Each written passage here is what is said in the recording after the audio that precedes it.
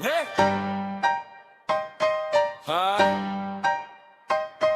Yeah. I'm tired of voting blue. I keep seeing the same old crew. Try voting for a demon too. No matter who, it still feels through. I read the promises, then the spin. Same fake grin, same closed fist. They don't fight for us, I know. They don't look out for us, no. So I sit back, let the screen glow, watch them pose like they run the show. But my trust got a broken seam, so I lean where the couch sits clean. I'd rather stay home tonight than hand my soul to that lie. Every time they say just choose, feels like I lose if I move. I'd rather vote for the couch. The couch, the couch is better than bowing down to that team in blue. They don't fight for us, they don't look out for us. I'd rather vote for the couch. The couch, the couch. Yeah, I tried being hopeful once, put my faith in the tailored front. Then the talk got slick, the smiles got thin, and the same old game rolled back again. Now the mail stack sits on the table, names and signs and empty labels. I don't want the leash, don't want the lie, don't want another trust me line. If the choice is fake or fake, why should I show up just to break? Call me stubborn, call me rude, but I won't sell my truth for blue. Rather stay home tonight than hand my soul to that lie. Every time they say just choose, feels like I lose if I move. I'd rather vote for the couch. The couch, the couch is better than bowing down to that demon blue. They don't fight for us, they don't look out for us. I'd rather vote for the couch. The couch, the couch. Maybe that ain't noble, maybe that ain't clean, but I won't clap for a circus built on promises obscene.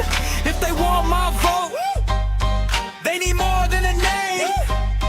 Cause I learned the hard way, some roofs still leak the same.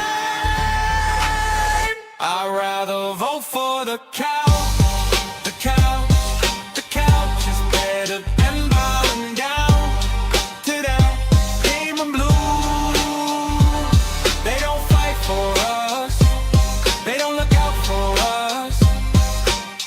I'd rather vote for the couch. The couch, the couch.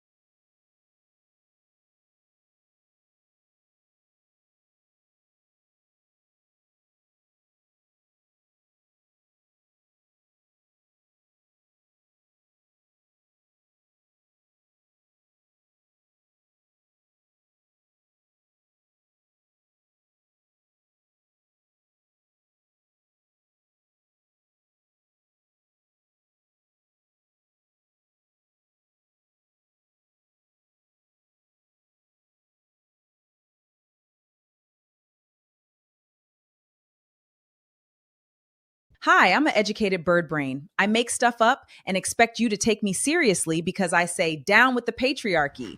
Don't you want to be a feminist like me? How about no?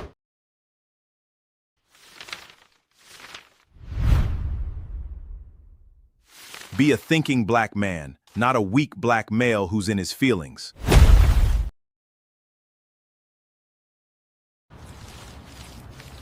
We are done. We're butthurt in life. And it's all BGS's fault. It always BGS's fault. You're wrong, Daddy. You're wrong, Daddy. You're wrong, Daddy.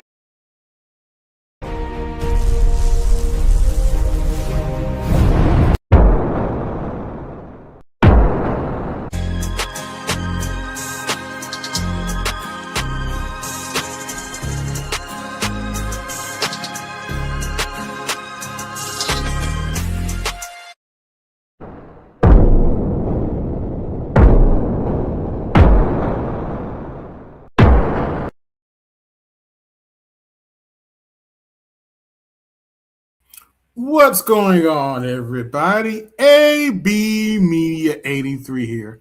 I was going to talk about something else today, but then I woke up this morning and saw some bullshit. So I figured, well, especially since I got my super chat back, I may as well make some money off of this. How can I say this?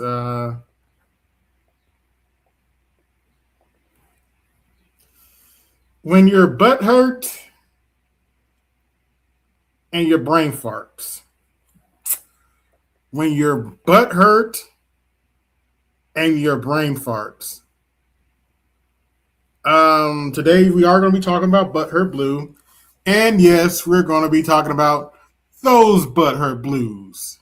The Butthurt brain farts, as we like to call them. Oh, I'm sorry, the Butthurt Brain Trust. The Butthurt Blue Brain Trust.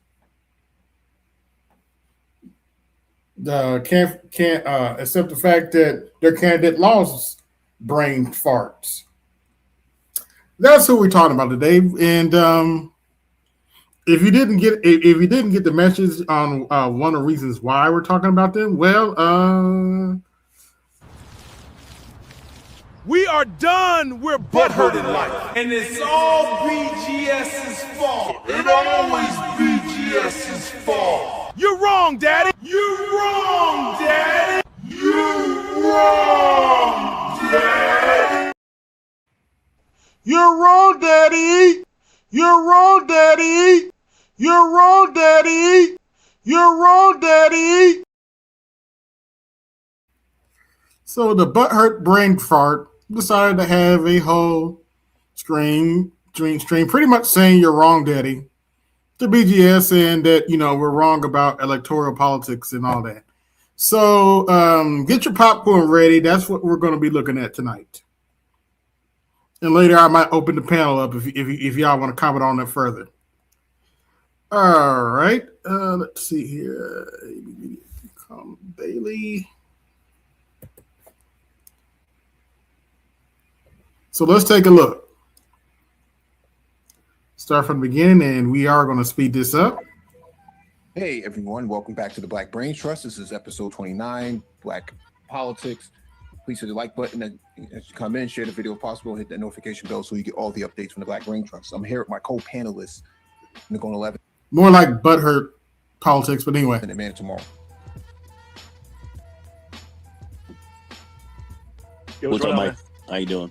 All right, man. All right. This is going to be the political beatdown series. We're going to do some critical analysis of statements that are made in the manosphere. Beat down or brain farts? Because watching what I watched this morning, I can't tell the difference. By certain beat downs or brain farts. Panelists and certain content creators. So without further ado, we will go into a recent stream that took place on Art Newstall's panel. This is now they did put me in the they put my name in their last video, but it's not worth covering. They were basically trying to defend DEI, and I'm not going to waste my time with that one. But anyway, respect to Art Newstall, we're just giving our observation and critical analysis on statements that are made on the political climate today. Let me play the video.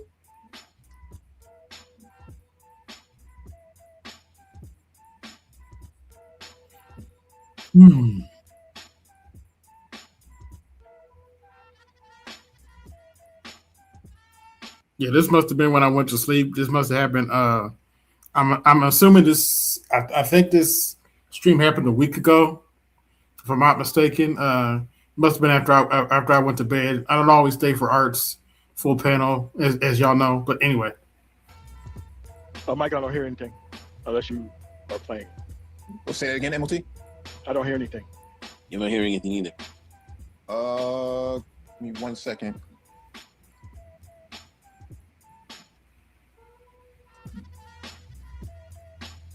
Okay, I got it. All right, cool. Probably could have won this one. Oh, Come on, Harris. Yeah, because the contenders are not weak. yeah, all of them. I don't. Somebody told me that they believe that being a governor is a step back for vice president. I'm like, in every other state but California, especially if you have other aspirations. It is a step back. The other thing is retirement, right? I think the thing about it is, I see it more as I get why somebody would say it's a step back, but from a power position, this puts her in a better position. This is a more respectable position because everybody knows vice president is what the president gives you. And if presidency is considered not correct, then you gonna own that. But now I'll tell you this: what do y'all think is likely to think Keisha Lance Bottom might be the first black female governor? I'd be shocked if she is. You're shocked? I'd be shocked. Damn, you put a chance that shit. New York got a better chance of beating up. Would you be shocked if New York wins the finals? That would be shocked. I mean, you think it's more likely that New York could win the finals than her winning? Oh yeah. I think I do. Damn, BGS. I mean, Stacey Abrams. You think she'll do better than Stacey Abrams? I don't think so. Stacey Abrams is actually better known in Georgia on state level than Keisha Lance Bottoms is. You think? Oh, okay. I don't know. So I'm not like I didn't know. I thought she was more connected than that. No, I don't think so. We'll see. Georgia's a funny state, but if she wins, she got to convince white people in Georgia to vote for her.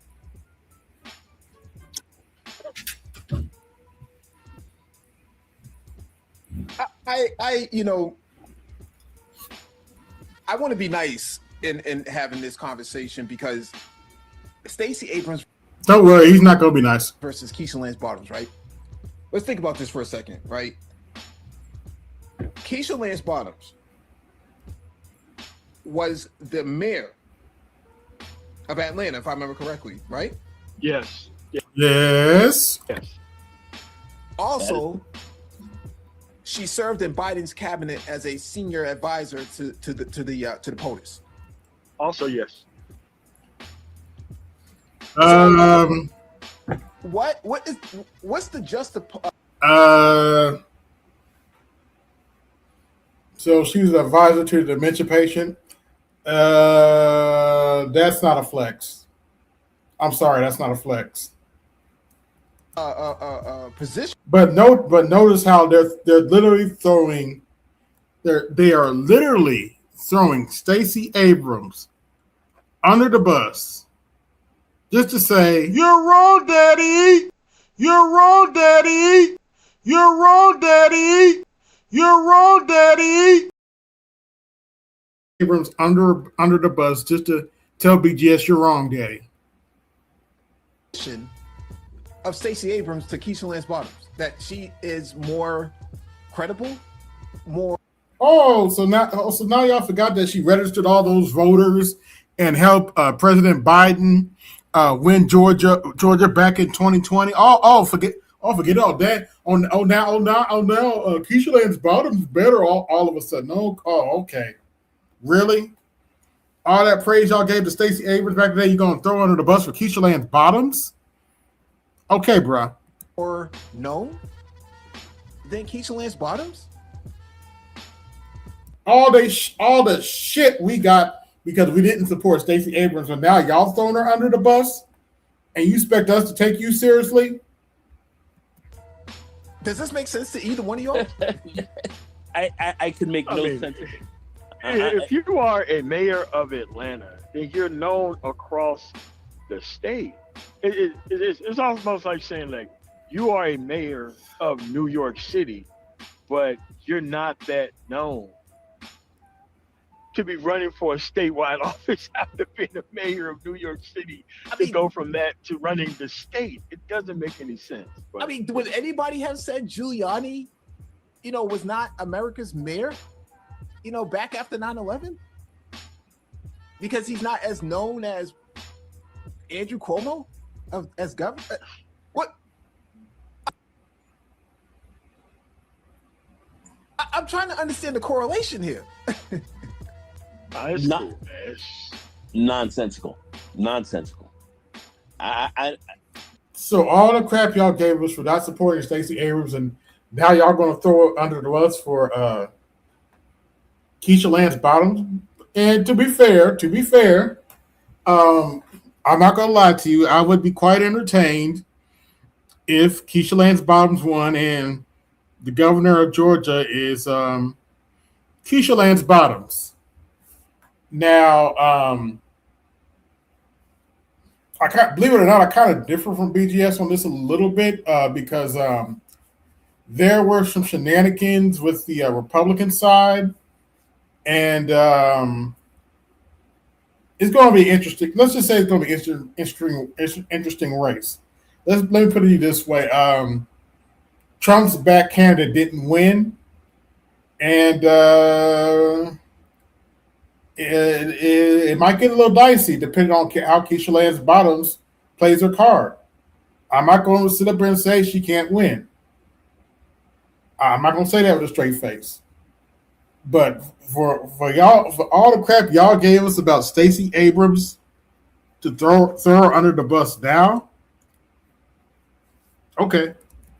I don't know what kind of critical commentary can be made behind this, Mike. I just don't see it. I'm sorry. You know what it is older black woman versus obviously younger black woman. To them, that's how they see it. And you know, you're dealing with people who does gender warring, culture warring first, and politics when convenient. Except for when it's time for them to take responsibility of what the conservative movement's doing, and then all of a sudden they don't understand sides. I've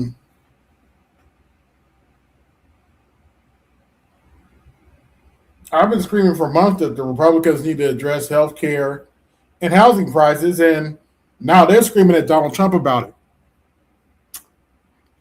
What is this about? We don't address what conservatives are doing. We don't. Unlike you, I'm not kissing the Republican Party's ass. I've openly said for months now, if they don't address health care and housing prices, they're going to lose in 2028 and end this Iran war. Now, I know I covered that peace deal the other day. We'll see whether or not the Iran war ends. I won't hold my breath on that one. But anyway. Pick, you know, the actual Trump for president and the governor for the state on the same ticket. Yeah. But somehow expect more liberal outcomes while doing it. Who knows? It's hard to well, I'm not even going to make an attempt to, but the name dropping in the conflation of these different people because they're two black women.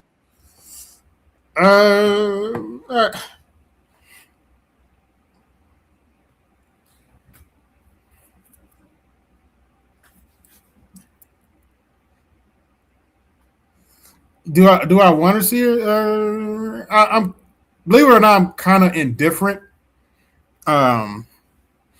I just know that's a hell of a last name, and it'd be hilarious if she did win. But you know, if she's qualified, I would have to see that. I would have to see the debate between her and this billionaire that's she's supposed to be going up against. But it's I just think it'd be interesting if she does win. I won't count her out yet. That's all I'm saying. You know, but I'm kind of indifferent because I'm not in Georgia. When I hear things like this, it tells me that these got to be up to people like Bay and the other people that are in Georgia. These people who are having this conversation have absolutely no fucking clue about what the fuck they're talking about. You know, they're just well, Mike, you shouldn't talk about yourself like that, bro. Just having, you know, a conversation very loosely, and there's no real grounding as to what's the purpose of making this comparison in the first place. What's the purpose of making the comparison? Stacey Abrams ran the last two times there was a governor's race in Georgia. What do you mean? What's the comparison? What do you? I know. I'm using way too much logic. You know, Keisha Lance Bottoms was the mayor and served as senior advisor to the Biden administration. That is not a flex. Especially since the economy was crap by the time Biden got out of office. On top of the fact that she's an attorney, you know, in pretty well known in Atlanta. Atlanta is like the economic engine to the state. So I don't understand how, you know, you go from, well, she's not as known as Stacey Abrams. Says who? What the fuck is that even based off of? Like, what? Stacey Abrams did run twice. You acting like Stacey Abrams didn't run for governor twice. Lord have mercy. Anyway, why say stuff like that? Well, you know, I'm not even gonna go into it because it's you can go so many different ways with class. Now do you understand why I said brain fart? How much ignorance is being displayed on this panel, but I'm gonna keep playing this. Once again, Mike, you shouldn't talk about yourself like that. Yeah, but if she has a look, I mean, I think she looks better than Stacey. So Yeah, a lot better. Yeah. Yeah, you know, black. Wow. To me, Keisha is good at not putting her foot in her mouth. If she knows how to talk, do the lingo and stuff, she may have a chance. But Stacey was way more connected than Keisha is. Yeah, what is this based off of? what in the hell is this based off of? How do you even come to this conclusion? These guys are they're just popping off at the hip. No backdrop or anything. Really, well, where's this being backed up from? Where are we seeing this? Where is this going? Where is this going on? She just won the primaries. Ugh. She just won the primaries. And This isn't like she has intentions and who knows what could happen. She literally just won the and by the way, Keisha Lance Bottoms and Stacey Abrams are the same age, practically. primary. And this is the actual commentary after she just won the primary. Unreal. Incredible. Now Stacey Abrams didn't get a job in the administrations or anything else. So to think that Keisha Lance Bottom just All the work y'all praise Stacey Abrams for, y'all gonna throw under the bus just to say you're wrong, Daddy? Really? Oh, they could. Oh, and Stacey Abrams, they wouldn't shut up about Stacey Abrams even after she lost the second time. But now all of a sudden y'all throwing her under the bus? Really, bro?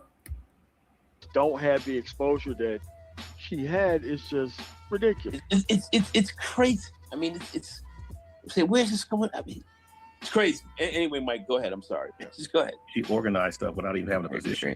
And Stacey had more of a national presence than. Well, the thing too is the reason why I'm saying I don't know. I'm not really disagreeing with what y'all saying. But the reason why I think she had a chance, more of a chance, is because of this should be a Democratic way. The Democrats are doing everything. You know what's crazy when they start playing around with reparations. You know they desperate. Like in New York governor talk about a reparations committee. That's how you know they desperate. I mean, somebody said that earlier, but I don't know. I mean, the thing is, they're desperate when they want to throw the bone out there. Yeah, that's because it's like you said that black people in New York didn't even have a laptop computer. Know what a laptop was. Yeah, Kathy Hochul, she did say that. Kathy Hochul did say that. I remember that. Aloof racist. Like you like I'm like, oh my, the fact that she said that I was like, yo, and she said that with a straight, oh yeah, you know, the people they never had a laptop before. I'm like, gosh. Yeah, she said they don't know what a computer is. Really, in the 21st century. By the way, just for reference. Just for reference, give me 1 second here, y'all. We're gonna close out of that one for a minute. Just for reference, give me a second.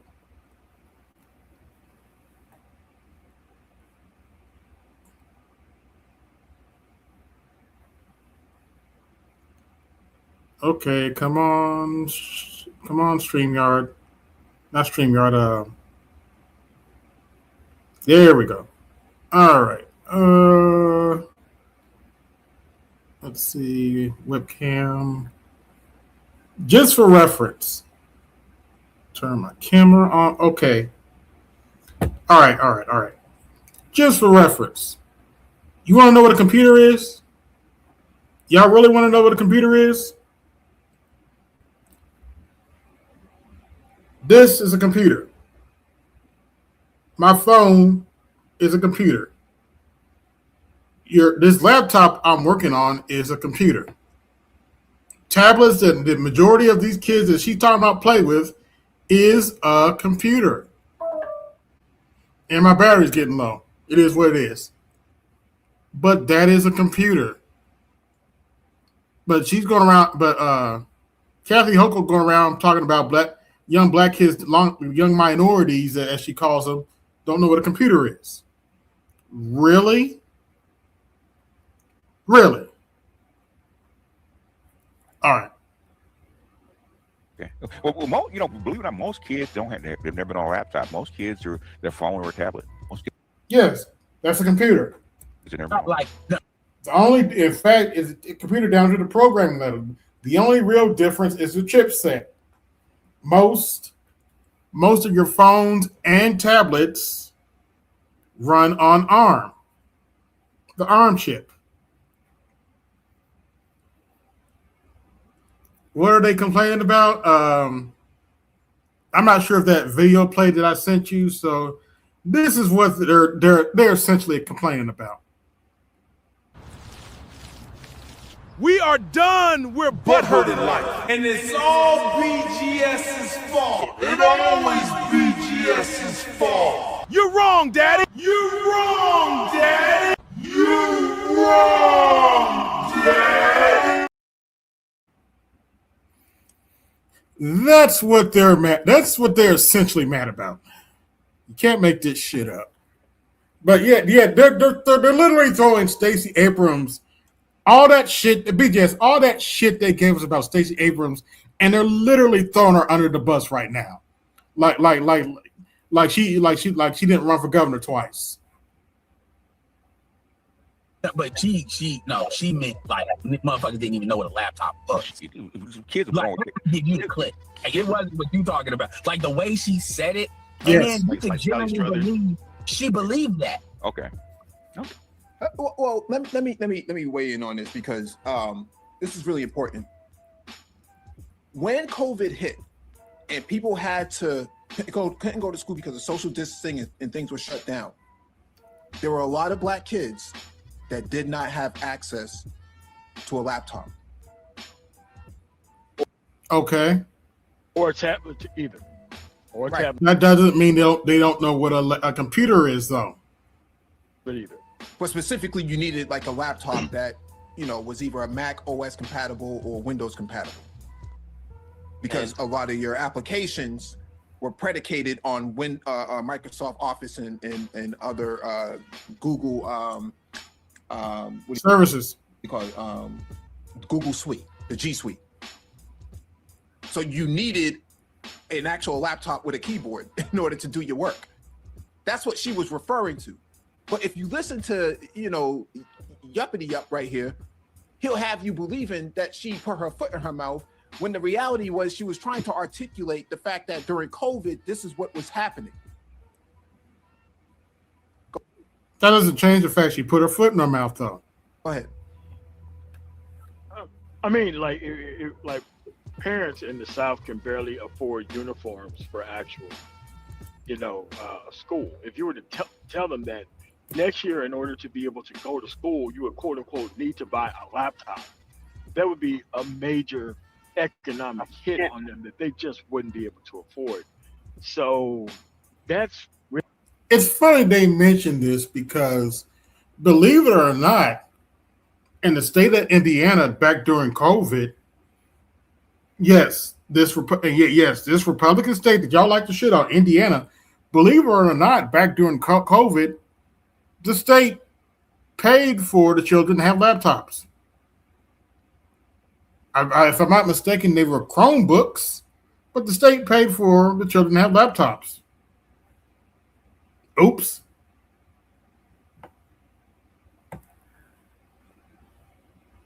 Really key here, right? And it isn't like she made some type of benign comment to kind of make black people look, not technologically advanced. There's a lot of context there, but when your actual goal is entertainment and drawing attention. What's going on, BGS? The thing, okay. Usa, okay. No. Okay, that's why I don't like listening to people like this. I have no idea what the fuck they're talking about. Okay, yeah. The average student, the average school district, right, spends from $8 to $20,000 per student. Okay. Yeah, they can easily buy them a laptop or a Chromebook. A Chromebook in volume for a school costs less than $110, which is really. Yes. Damn. Okay. The Chromebook that they need costs less than $110 if you buy it in bulk. Okay. And basically that's probably less than a textbook for most schools. That is less than a textbook. I wish my college books cost that much. Good Lord. So saying that a school district cannot afford a Chromebook for a kid to do his work on is bullshit, because during COVID, now I'm in California, I'm in Los Angeles, okay? All the kids got Chromebooks. Because you know you work with your grandson, so you know. Yeah, I was right there. So I know what they're talking about. So the thing is, that's bunk. Okay, we have been advocating that for flipped classrooms since 2006. Okay. And we were doing estimates what it would cost to set up a remote school in Africa, right? In a containerized classroom, right? Right. And with the tablet or a Chromebook, and we had estimated between $150 that was back then for a Chromebook. So to say that a school district could not afford it is bullshit. Okay. Attention away from viable things to talk about non-viable things. That's just what now the biggest problem they had was internet access for the kids. Yeah, I can see how that was the biggest problem. The problem was not the device. The problem is the appearance and Wi-Fi. Right. Go ahead, Nicole. No, so as far as the laptops were concerned, the schools were actually supposed to if the kids didn't have them, they were supposed to be able to distribute laptops that were properly owned to the school, but were basically lent out to students for remote learning. A lot of schools supposed to do that. I know they were doing that in the city and so forth. Yeah, and practically they wanted to do it is because they wanted to lock down the school devices. That's how come they distribute them. They didn't want they really wanted the kids to use the school's laptop or the school's devices because those were locked down. Yes, less chance of them installing apps on there. Apps on it and pouring all other kind of stuff. Yeah, pouring all the other stuff. Which is why they insisted on distributing the devices to the kids. I'm kind of sure that they were supposed to do that in some of these other areas in the South and the red states. I thought that they were supposed to do that as well. They did. Yeah. Otherwise, the kids talk about that. They did that in Indiana too. The crap on. The thing is, they lose money if their kid is not in class. So the thing is, to give them a device where they could be in class, they could still receive state money was probably more important. Yep. But really adhere to the mandates at the levels that some other states did. So I know they had some federal mandates out that kept people out of school, but still, that whole program screwed a lot of people up, and black kids were the ones that did suffer, as you said, Mike, the most. There's no question about that. Actually, it was Latino kids that suffered the most. But that's beyond the distributing computers during this period of which I don't believe happened. Well, Biden came up with the bipartisan infrastructure bill that was supposed to roll out the Digital Equity Act that he had crafted. There was Democrats who had put all this together, by the way, not Republicans. Okay, their goal was to, one, put digital literacy at the forefront, two, provide accessibility to devices, and three, roll out broadband. Okay, these were the hallmarks of the Democrats when they were in office. They were trying to roll this out because the other party wasn't about to do that. Okay, I think Biden spent something like $20 billion or something like that, or $30 billion to roll all of this stuff out. The problem was during COVID, a lot of things shut down. A lot of your Taiwanese semiconductor corporation shut down for a period of time, and then they didn't know what kind of strain of the virus they had. So Intel and many other organizations had shut down temporarily, to over COVID social distancing restrictions and things like that. But I'm making a larger point that there was a concerted effort by Dems to try to accelerate this so that you would close the gap of the digital divide. That's what Kathy Hochul was talking about, New York putting that kind of money into place. That's right. But let Yuckity Yup on the panel run his mouth and tell you, he'll have you thinking that she put her foot in the mouth, when the reality was she was articulating something within context of what was happening at the time. Let me explain this. Like the way she what did I say that? What? Because we didn't talk about her that much. So what are they talking about? They're talking about. I guess this conversation happened after I got off the panel last week. Okay. If I'm not mistaken, this is last week's art stream. Okay. So you're talking about the New York governor, right? Yes. Okay. We talked about her for maybe a minute at max. So they're doing a whole stream off of something I said for a minute. Well, they went off of that, and they were mad because you said Stacey Abrams was more qualified than Keisha Lance Bottoms. I thought so. That's my opinion. Yeah, and my mom dropped to the floor because they basically threw her under the bus, talking about Keisha Lance Bottoms was way more qualified. I was like, all the shit y'all gave us about Stacey Abrams 2 or 3 years ago, and you just gonna throw her under the bus like that? Really? Stacey Abrams ran for governor twice. She was deeply embedded in not only local state politics, which Keisha Lance Bottoms isn't, and but also national politics. To her credit, BGS, to her credit, she helped Biden win Georgia in 2020. She did. Yeah, amongst other things, if you educational wise, okay, I don't know what Keisha's education is, but I'm sure she didn't get a PhD from Ivy League school. I mean, Stacey Abrams is deeply embedded into local, state, and international, in national democratic politics. I don't know why that's even a question. I mean, number one, it's just my opinion, okay. But Keisha Lance Bottoms is, she was a local mayor. She hasn't been in it as long as Stacey Abrams, or nor as deeply as Stacey Abrams. So I don't know. I don't know why my opinion of Keisha Lance Bottoms is that big a deal. It's just I think they need to let off some wrong daddy steam. Oh. That's the gist I'm getting from this. Man, I'm like, where did they find her? I get it. Y'all got rid of Cuomo. This is who you applied to. Spitzer would actually. Democrats would get hit with Spitzer. Oh, and I should note for the record, Andrew Cuomo running in the mayor's election was so bad they couldn't defend it. When I first heard Andrew Cuomo running for mayor, I'm like, okay, y'all just gutted him. Okay, y'all just gutted him with his brother. How is he going to run for mayor?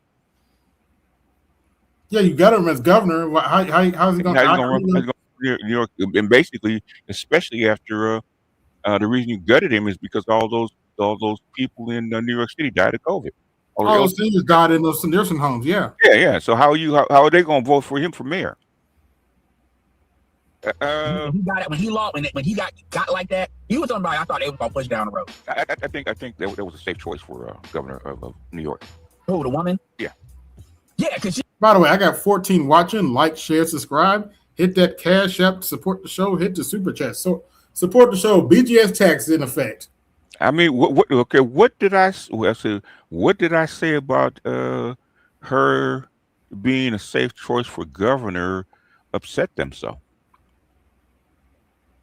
I don't know. What did I say about her that was so egregious? I don't get it. You said she's probably not going to win, and that might be true. But I noticed there's some shenanigans on the Republican side. So, talking about Keisha Lance Bottoms. Yeah, there's some shenanigans on the Republican side. So I'll give it 50-50. She might win. She might. I mean, she might win. It's a long shot, in my opinion. But yeah, it's a long shot. But I'm not gonna lie, BGS. I think it would be quite entertaining to say Georgia's governor's last name is Bottoms. The thing is, Georgia is still a red state. Yes, and it's still majority white. It's still majority white. And as you said during this clip they played, she has to get those white voters.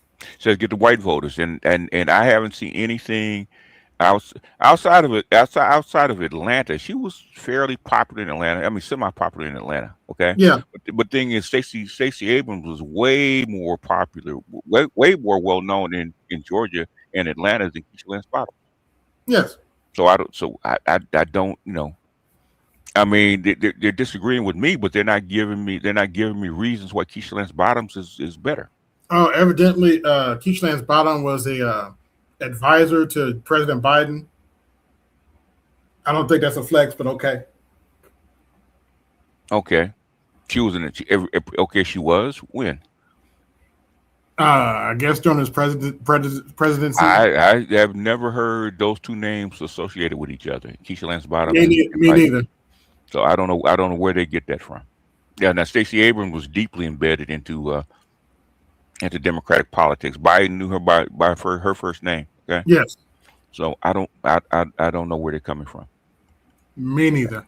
Okay. She's not a really runner. She's somebody. She just happened to be there in the right place at the right time. Yeah. She's the Kamala Harris of New York. She just happened to be there. That's Kamala what made Harris. her mad. Yeah. Whoa. Yeah, that's what they made him mad about Kathy Hochul. Yeah. Whoa. Unreal. Unreal. Whoa.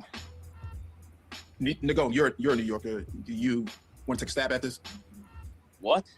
Listen, what this man just said was absolute mental retardation. I don't know what rock this dude crawled up from underneath. What he understands about politics, or he doesn't understand California politics that well. He's going to come here and expound. Okay. Oh, that's funny. Okay. Oh, my goodness. The thing is, would this chick had won on her own if Cuomo hadn't had two scandals against him?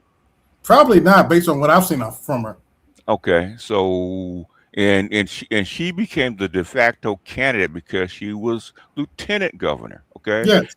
Much like Kamala Harris became de facto candidate for president is because she was vice president. Oh, by the way, did you hear? Hillary Clinton threw Biden under the bus. Said he had no business running. Okay, he didn't, but that's neither here nor there. But thing is, she didn't agree with Obama because they could have had him out. Okay, the Democratic Party allowed him to do it. So in other words, if he had no business running, okay, how come they didn't do anything about it? Yeah, well, with this woman, I think you hit it on the nail. If they couldn't put Trump in jail, it was pretty much over anyway. Yeah. Well, yeah. That's what I said. Came from what you. Oh, speaking of which, I went after one of the pawns yesterday. Letitia James. Yeah, the attorney general, whatever she is. What is she? Yeah, New York Attorney General. Okay. Unfortunately, there's a lot of deed theft going on in New York State right now. Yeah. And shocked. Yes. Yeah, shocking. Mm-hmm. But we don't know anything about gentrification. Doesn't happen in blue states, right? Anyway, but tell that to AOC when was it Amazon? Was it Amazon tried to move there? I think it was Amazon. Yeah, try to build up their new center in New York City, and they fought it. Okay, talking about gentrification. Come on now, they've been doing that since '93. What are they talking about? Yeah, but they, believe it or not, some sisters called her out on it about her not doing enough because she had like 1,000 cases and only went after two. Mm-hmm. Two people stealing people's deeds. I was like, ooh. Okay. So I covered that yesterday. Oh, Letitia James did? Oh, really? Okay. Yeah, Sabby had two black women on calling her out. Oh, so she was helping them. She was helping those Jews steal people's houses and stuff like that. Yeah, pretty much. Oh, good grief. Okay. The Kamala Harris of New York. What is this Joker talking about, man? Makes you wonder why them charges got dropped. Oops. What the hell is this guy talking about? They could have asked me what I was talking about. Kathy this is a woman. She first of all, she graduated out of Syracuse around 1984. She got married somewhere around the same time. So what? And to his credit, he told me this personally. He's a Syracuse's alma mater. Okay, I mean Syracuse is not. Syracuse is not a bad school. But, no, I'm not saying it's bad, but it's not Harvard or Yale or Princeton. Right. And yet, she came up locally. She didn't come in through some, what one person might want to say, their chosen rabbi. This rabbi, I don't mean rabbi in the religious sense, but the rabbi in the sense of having a certain level of influence and really being able to advance someone's career through connections and so forth. What Kamala was. This was nowhere near anything like what Kathy Hochul came out from. She was more of a Democratic conservative. If you really look at that, she came literally up through the kind of local ranks. She came, she before she really got deep into politics and started to run for office, she certainly did work. She worked as a legal counsel. That I'm totally.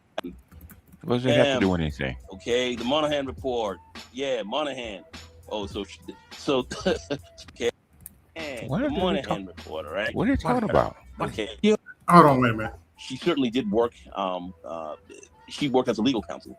That I'm totally sure of. As a legislative assistant to two United States senators out of New York. One of them was John LaFalce, and the other one happened to be Mike. You ready for this? Daniel Patrick Moynihan. The Moynihan report, so right? what? Okay. And also for the New York State Assembly before getting into any other kind of office or whatever. But this is who she kind of worked underneath. DPM. Okay, the Monahan report. Yeah, Monahan. Oh, so this is the Kamala Harris with these guys. I mean, Mike, the comment is just it's so ridiculous. I can't.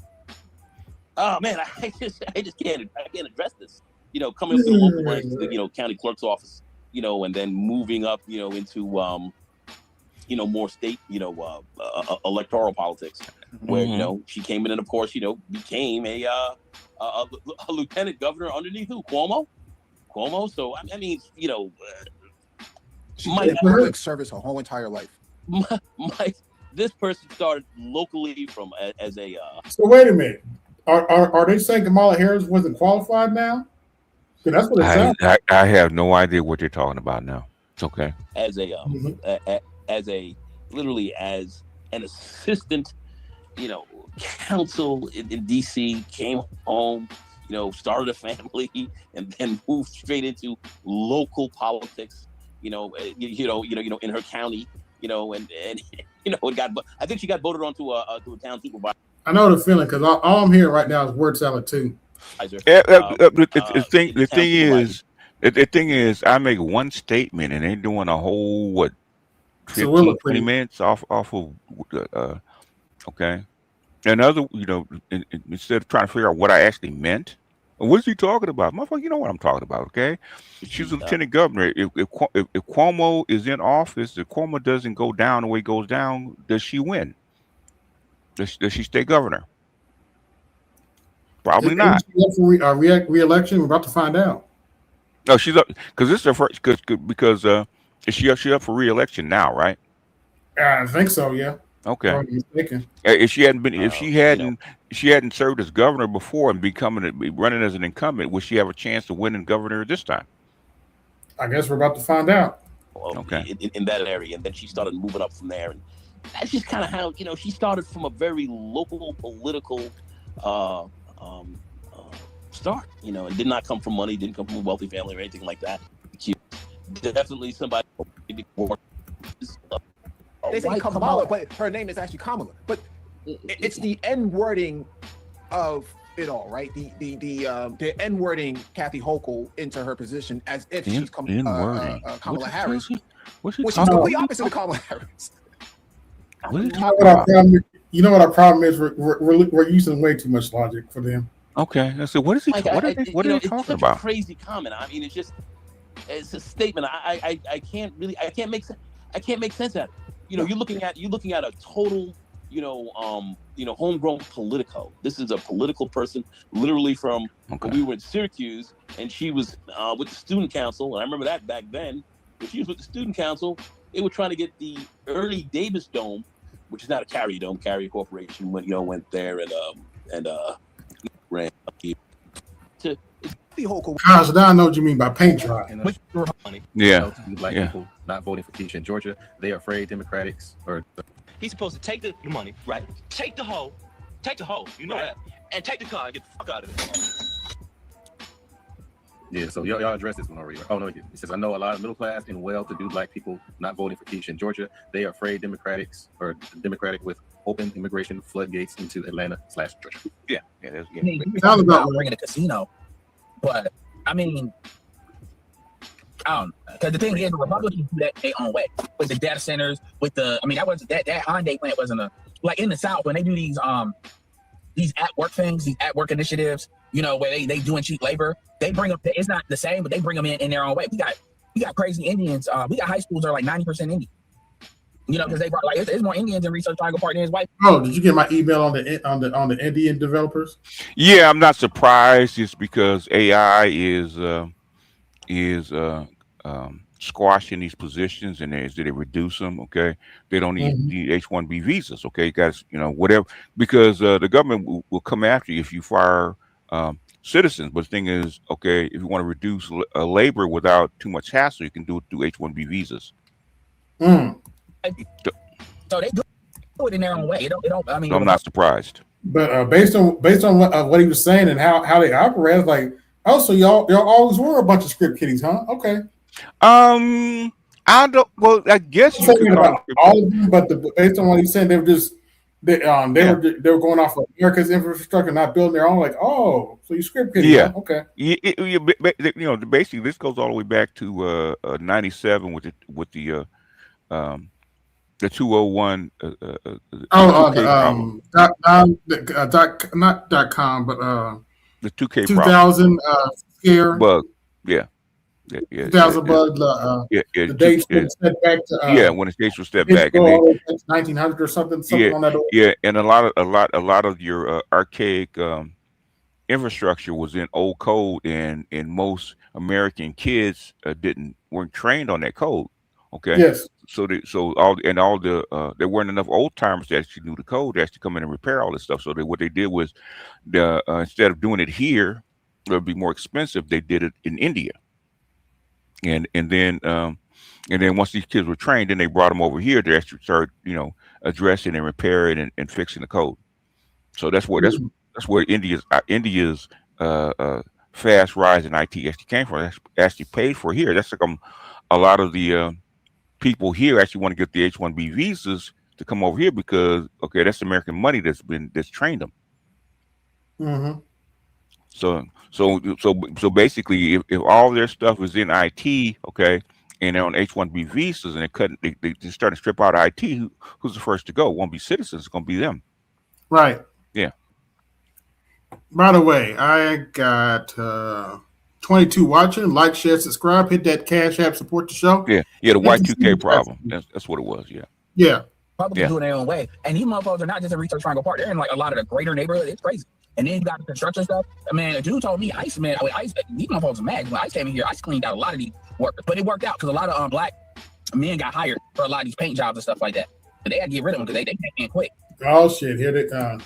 So the Mississippi Delta guy was kind of touching on this a little bit, but this is Umar's take. I want Black people to understand. The Democratic Party also supports this. They're going to be mad when I say it, Art, but I got to say it.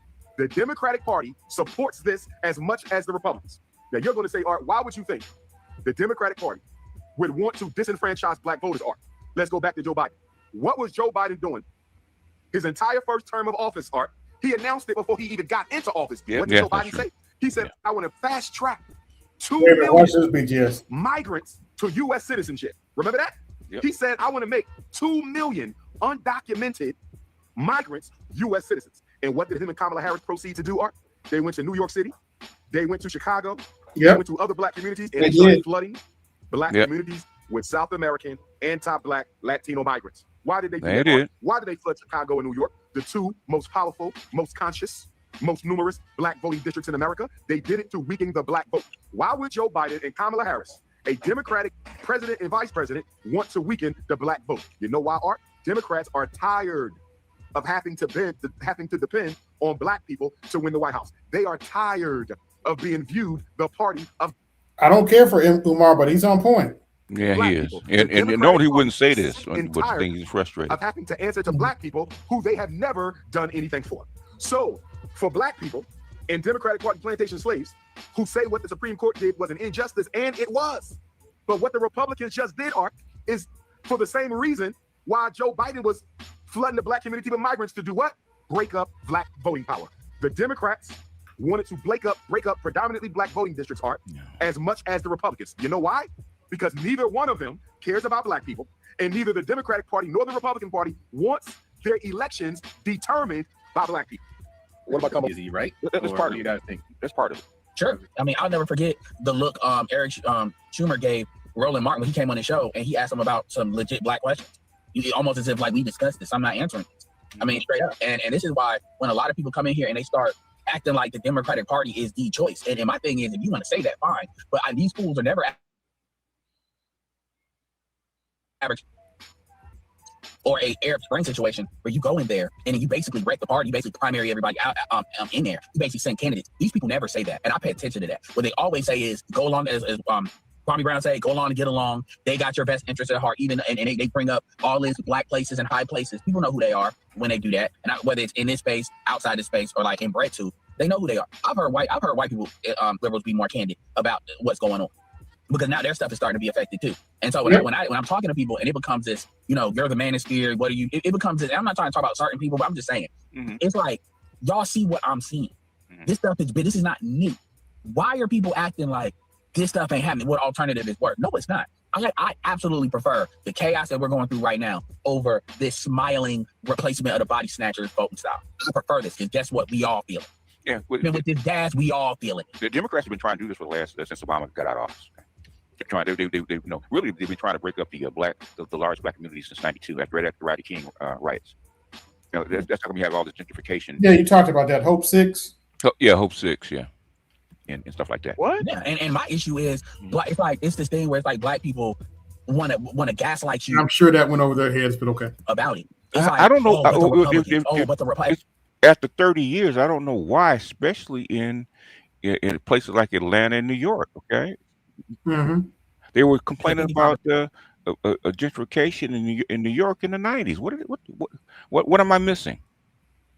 I live in a North Carolina, one of the most gerrymandered zones before this Voting Rights Act. They said the Supreme Court said that what they're doing is illegal for a while, and they kept doing it. That stuff is so gerrymandered. One of our governors quit because they only needed one vote to override her vetoes, and they were running the state. And so, and like I said, 55% of black people are in the South. So this argument that as long as you deal with the Democrats, it's like, okay, well, you're not advocating that we push back internally in the party, or even advocating to other constituencies in the party. Because you'll be told the Democrats don't work for blue collar white folks either. Economically, the Occupy Wall Street was messed up. There's a lot of. How does that have anything to do with Democrats? Yeah. Okay. Like there's a lot that was said here. Most of it ignorant AF. But at the end of the day, if I'm not mistaken, Occupy Wall Street happened under a Democratic president. Yeah, it did. If you prefer the chaos of what's happening right now, but you're trying to hold the Democrats to a higher standard, how come you're not holding the Republican Party to a higher standard? Oh, I haven't like I haven't been telling the Republicans you need to address health care and other stuff for the last 5 or 6 months. Okay. If we've been going in on the Republicans and Trump about this war and how much money they spending and ICE and all kind of shit, man. We've been going in on them for the whole year. We went in on them about what they're doing in the Caribbean and what they did in Venezuela. What are they talking about, man? Yeah. What are they talking about? Like ever. There's nothing holding the Republican Party to a higher standard. This guy voted for Donald Trump, offered the ticket, and the governor currently as the governor. And it's like these type of individuals who push this type of guy democratic message. I think he's talking about Ed. What are we supposed to bring you up to Oh, speed with what has happened in history? did Ed vote for Trump? Um, I don't remember him saying. I don't remember him saying so. I think he did, but don't quote me on that. Okay. I don't want to speak for him. I don't remember him saying one way or the other. He doesn't particularly like Trump, but that's neither here nor there. Admitted that his state is Well, hell, I don't like what Trump's doing right now, but gerrymandered by a very specific party that's not the Democratic Party. And he also said that he prefers this chaos over voting for Democrats. So, well, how do you get your I do too. progress your way if you only want the Democrats to do more and you're never going to ask the Republicans to do anything? What? I don't know how this is going to work. I mean, I guess they could just go back to the actual gender war, because at the end of the day, it's either Democrats fix everything or they celebrate the Republicans destroying everything. What? It's political. I don't get it. Yeah, it's complete. I don't remember us celebrating the Iran war at all. Or the Ukraine war that they spent $400 billion on. What are you talking about? Yeah. Political dysfunction. Go ahead, Gonlin. No. I mean, there's nothing really much more to say heavily here. It is totally political dysfunction. These guys are out of it. They have no answers. They're not going to do anything either. Most of these people, I'm not saying all of them, but many of these people don't even vote. They're sitting back here just talking and running their mouths, and they're making very little sense. All right, they're not going to do anything. Yeah, well, here's the thing. How can you make statements about politics when your own statewide politics don't work? How do you get to talk about other states and functional areas in the country when your own state? You know what? What is he talking about? Let's just go over his so-called logic for a minute. Based on what I've heard from Savvy, if I'm not mistaken, Mike V lives in Massachusetts, and his state politics ain't working for the black people there, according to Savvy. Oops. Okay. Yeah, but this is based on his so-called logic. Your state politics don't work. You worried about somebody else's state. We were asked a question about a topic. Okay. Yeah. It has nothing to do with us worrying about their politics. Okay. The actual focal point of the new style of gerrymandering, and you have not fixed it within your state. So how is everyone else supposed to fix everything so that way you can benefit, but you're not fixing your own stuff so that way you can benefit? I don't understand the actual issue here, but that's just me. But that's what I'm saying. These guys are not. Renaissance man. Oh, yeah. Wow. Yeah, he's on me. That's what I'm saying. It's like watching paint dry. What the hell are they talking about? All they doing is whining like women, for the most part. That's what I'm about to say. They're in their feelings. Yeah, they're whining like women. They're really not even saying anything. Okay. Okay. Yeah, what's up, fellas? Yeah, I'm just. And you know what? As hard as we are on black women, to most black women's credit, they would be embarrassed to be dissing their feelings and talk to us directly. Most black would be embarrassed to be dissing their feelings. But anyway, listen, just catch up to speed. All right, what's up? So it's not just black people. There's way, but people never advocate for that. They advocate of you just going along with what the Dems are doing because the Dems' heart is in the right place, as if they don't see what we see. Yeah, no, shout out to Detroit. He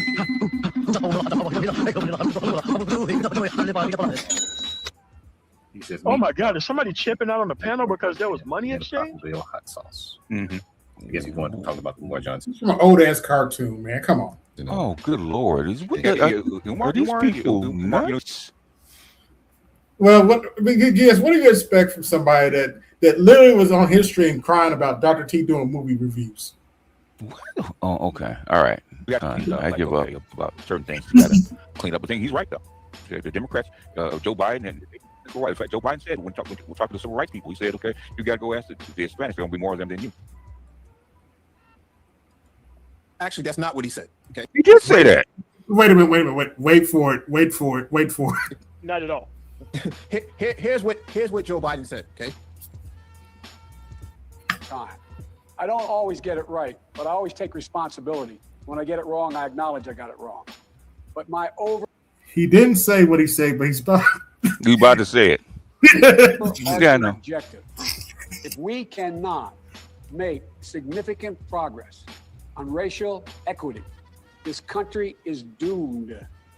It is doomed, not just because of African Americans, but because by 2040, this country is going to be minority white European. You hear me? minority, white European.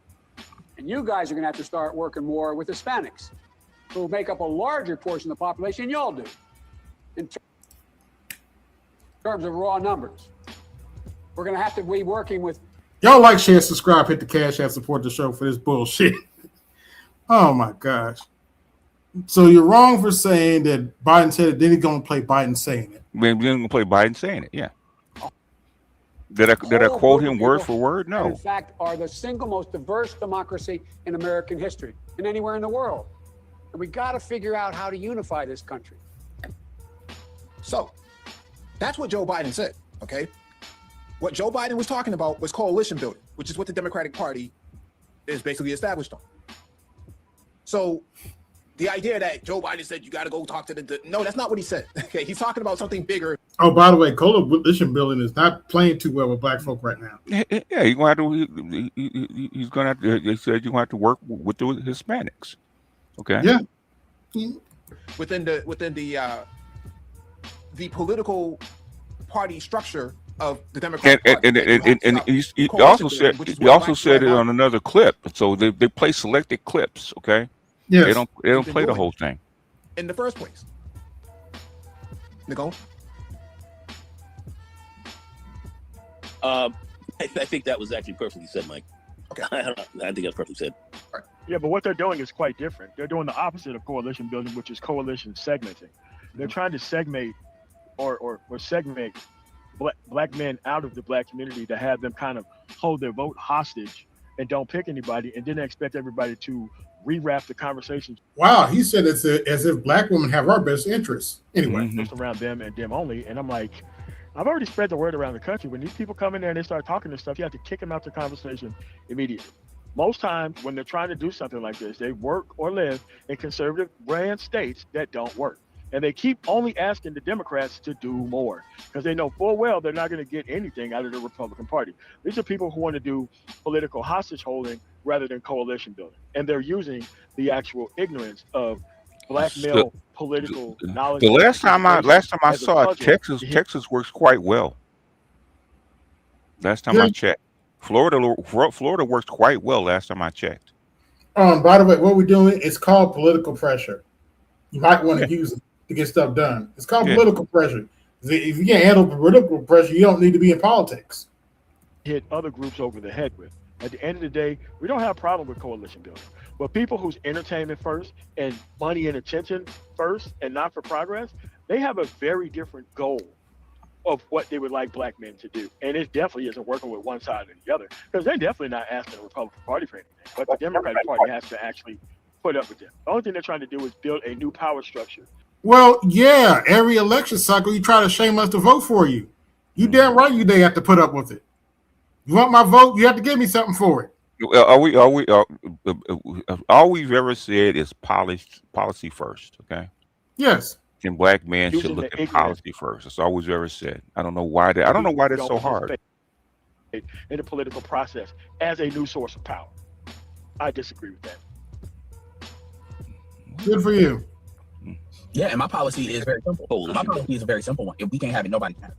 So if we can't have peace, then let's go ahead, wipe this abortion out. Let's go ahead and take all the gains the white women think they got. I'm not saying everything can be taken away, but the stuff they going for, because these white people, one Supreme Court justice had to knock off this abortion bill. They were trying to knock out the abortion bill. Okay.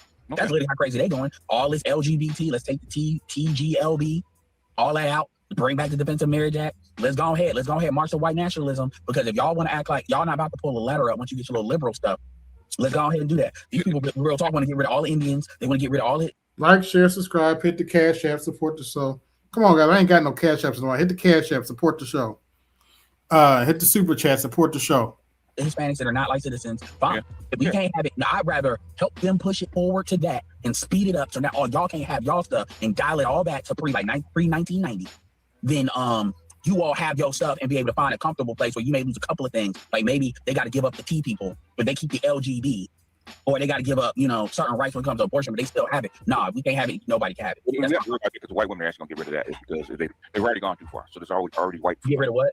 The LGBTQ stuff. It's already starting to happen. Yeah, you'd be surprised. No, I agree with you, but it was funny. I saw. Yeah, the LGBT, the legitimate themselves are going against that crap. Yeah, they're starting to scale it back because they're going too far. Yeah. Oh, it was a white woman I was talking to, and she literally going that's fundamentally about, it's replacement. I mean, we know that I'm not saying that, the replacement, their birth rates aren't dropping, but yeah, I thought about that. I said, black people white. White people were not Latinos. Okay, Latinos were not considered Latino until 1971. So when they were saying the white population, they wanted to dilute your numbers as far as a minority. They invented a minority. What's going on? I have Latino coworkers show me the birth certificate. It says white. Yeah. And shout out to Mr. Delta guy. He says, fact is, yes, 20 years ago, my neighborhood was the most white retired people died or more. Now it looks like the UN. Yeah, they got to bring in replacements. The thing is, man, I've been seeing this stuff coming for a very long time. I'm just telling you what's coming, man. I'm telling you what I see. I'm telling you what the people that run this country are saying. Okay, you can believe whatever you want. You said Democrats ain't doing shit. Like you said, Umar said, Democrats ain't doing shit for you. They try to replace you. Yeah, they said that. Trump have said that. Whether you like Trump or not, he actually helped you. Well, this is why my argument is why support the Democrats. That's my whole argument. This blind loyalty. You got to ask the women. Well, they want to defeat Trump. That's why they support the Democrats. At this point, I'm not going to ask them. I'm going to do what the fuck I want to do. They want to defeat Trump. He's a bad man. It is because they're white liberal ministers, or actually are Democrats. That's why they need to find better ways to explain why they're better or a good party instead of talking about Trump all day. And basically, their white liberal female said, "Oh, you're next in line." Okay, we're gonna find a spot for you. Well, they don't really think they have to. That's the thing. And I'm talking. When I'm talking about, I ain't talking about politicians. I'm talking about people that will sit here and lay this out. Like I said before, they will sit here and AB talk to them. It's not just in this space, even outside the space. People will literally make it about Trump because, in fact, they were talking about that that DNC article, whatever DNC post op thing. Oh, you're talking about the autopsy. Yeah, they know. They said people, you're gonna have to stop talking about being against Trump and what you're gonna do. And this is not just for black people. I'm talking even for the other, even the bunny. Which is Cha-ching, cha-ching. We said this cha-ching. You better. And so the only thing that thing confirmed was that they knew. We knew they knew, but it just confirmed for the people to act like what people are saying is rocket science. They knew this. They didn't need an autopsy for that. Just like Roman was not stupid. Roman knows what needs to happen. Yeah. Wow. First of all, what he's saying is wrong. Like the biggest thing in the autopsy was being tied to donors, not having that was a big thing was the donor class, but the whole Israel Gaza situation, those are the two big things in the the autopsy. Yeah, but they weren't the only things. That's what you don't want to talk about. Mm-hmm. Those are things hey, you're too tied to the donor class, corporate Dems, those things. This idea of not talking about Trump, just talking about Trump. Kamala Harris gave a whole plan. Yeah, she talked about Trump because he's doing things that aren't good, which they Trump helps black people. Which, speaking of which, I am seeing some somewhat good sign that this so-called deal may partially hold. Who? This one? Depends on how much Israel cuts up, and it depends on how much influence China actually has over Iran, because Iran's not particularly happy about this deal. Okay, so but the thing is, the Chinese and the Russians actually pushing them to actually accept this memorandum of understanding. They actually want all this stuff to kind of calm down and stop because it's actually fucking up business. So yes. And the second thing, Trump is having pressure put on him is because guess what? In both houses, the war powers thing actually passed. So he's getting pressure from Congress to wrap this shit up because you're way beyond your 60 days. Number one. Okay, they gave you a whole bunch of leeway, and the Republicans can't hold this stuff back anymore. It costs you way too much money, and they've been telling you got to wrap this up because you promised us this stuff would have been wrapped up in no more than 30 days. Okay, we gave you 6 months. Okay, now we're into 3 months, almost 4 months. Yeah, and now I'm hearing our oil reserves are going to be gone by July. Nobody knows, man, because we know. Because people there's debate on both sides, and we don't have the little meter to actually measure this kind of stuff, so we have no idea. But once the House passed the War Powers Act, I knew he was on the clock, and that's most of the stuff has calmed down since because they passed the War Powers Act in June, June 8th or 9th or something like that in the Congress. Okay. That's you notice is they've been scaling it way down ever since. Mm-hmm. But I was telling Dr. Marifa in the background, okay, that Okay. Israel doesn't want to give up Lebanon, not for the reasons that people think it is. Okay, Israel is afraid of somebody like Iran or the Houthi hitting their desalinization plants, right? Okay, so what they want is the Litani River in Lebanon. That's how come they want South Lebanon. It has nothing to do with the people. Mm. It's about water security. They want that river. Oh. Which is why they expended all that money and people and equipment to secure stuff in Lebanon. It has nothing to do with security for settlers. From what I'm hearing, you can correct me if I'm wrong. From what I'm hearing, Turkey's putting pressures on the U.S. to stop this crap too. Everybody is. China, Russia, Europe. Everybody's putting pressure on the U.S. to actually bring a halt to this, and we'll see how much the Israel lobby has influence inside Congress, because it's really Congress is really holding stuff up, because Trump's been trying to get out of this, but yeah, he was talking cash shit yesterday. You don't need to bomb a whole damn apartment building to kill one guy. Yeah, they've been doing it forever. But thing is, he needs to bring that to the forefront, is because when you do that, especially during a ceasefire, it makes him look bad. Yeah. So now he's pissed. So I don't blame him for being pissed, but that's still his fault. But yeah. Yeah, man, wait a minute, BGS. But we never criticized Trump on this channel, right? We just blindly follow Trump and say nothing bad about him. Whatever I said about Trump even before he took office. Joker. I called him the Joker. I said, you just elected the Joker, the mayor of Gotham. Okay, I've been saying that since he got elected. Okay, and I knew that would happen is because the Democrats screwed up. Yeah, Democrats admitted they screwed up. And that's why Hillary Clinton said, "Well, yeah." Now she says that Biden should have dropped out of the race. Shouldn't have ran the election. Okay, everybody knew that. Okay, everybody knew that. I saw a poll today. Trump's approval rating is the lowest it's ever been for any president. Yeah, at 28%. So maybe that's the 28% is just black men who helped, and everybody else. Well, he earned it. And black men are holding up Trump's numbers now, according to these guys. Okay, prove it.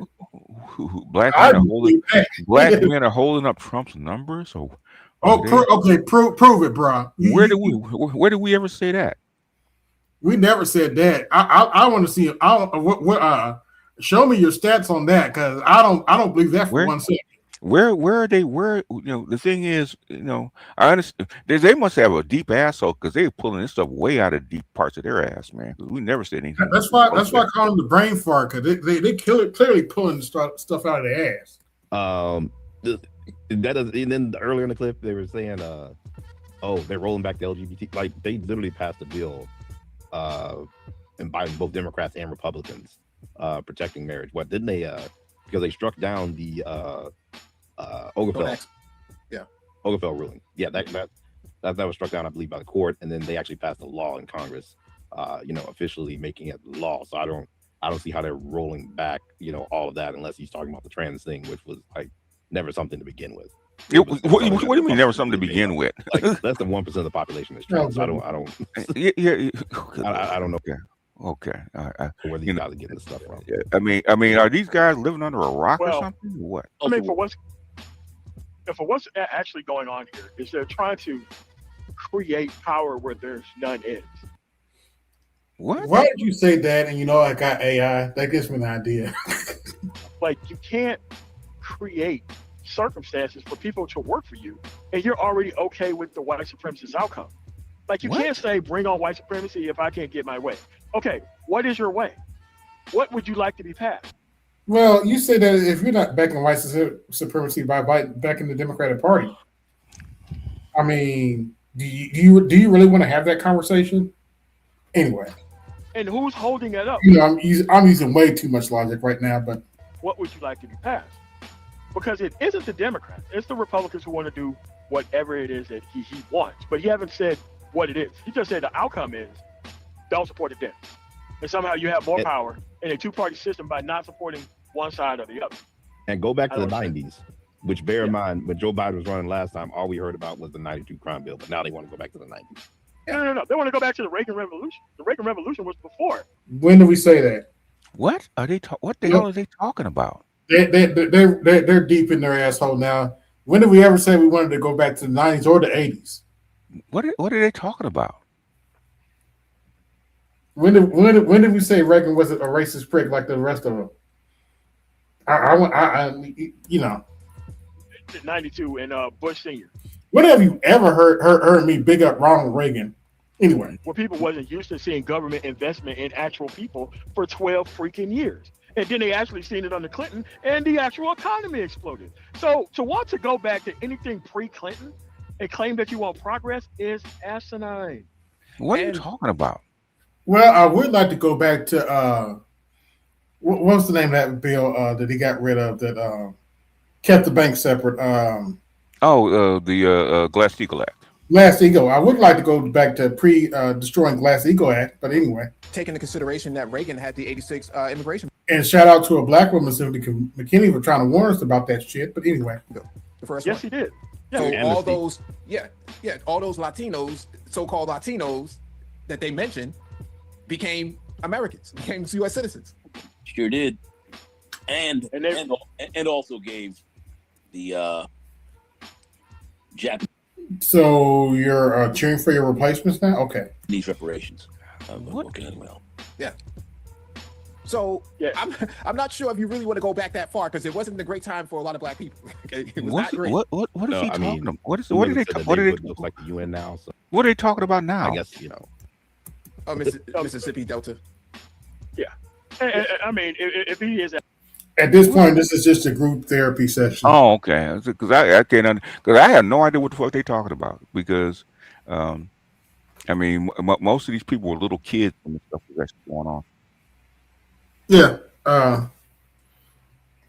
They did another stream and they had my name in the in all the whatever screen he had or something, but they were crying about DEI, and I was like, to me it wasn't even worth covering. I was like, nah, I got other things to do.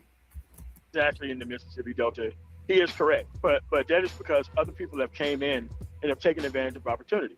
These opportunities are not black, they're not white, they're opportunities for people. Oh, evidently somebody wrote an article, and I'll probably talk about this tomorrow. Klay Thompson dumped Megan Stein for the reason we thought he did. Thought he did in the first place. Oh, okay. Oh, okay. Well, what give me the overview. What did he actually say? The reason he dumped her? Class difference. You gotta be fucking kidding me. You can't make this shit up. I might do a show on that one tomorrow. Okay. Yeah. Basically, she was too loud and too obnoxious. So yeah, essentially class difference. But class yeah, difference. Yeah, octane difference. That's. I mean, I did a whole show on that. Okay. Yes, you did. And I said that, and I actually showed the pictures, and I said, and I'm not disparaging either person. Okay, they're just not the same people. So, no, they're not. And that's why I knew unless there was something extraordinary that an extraordinary kind of love, okay, they wasn't going to overcome that. I didn't think. Also, and here's an interesting tidbit. Evidently, she would not shut the hell up about Tory Lanez. Oh, okay. Okay, I don't know why she would mention the Tory Lanez to her boyfriend. It's like guilty conscience. I guess, but he don't want to hear that.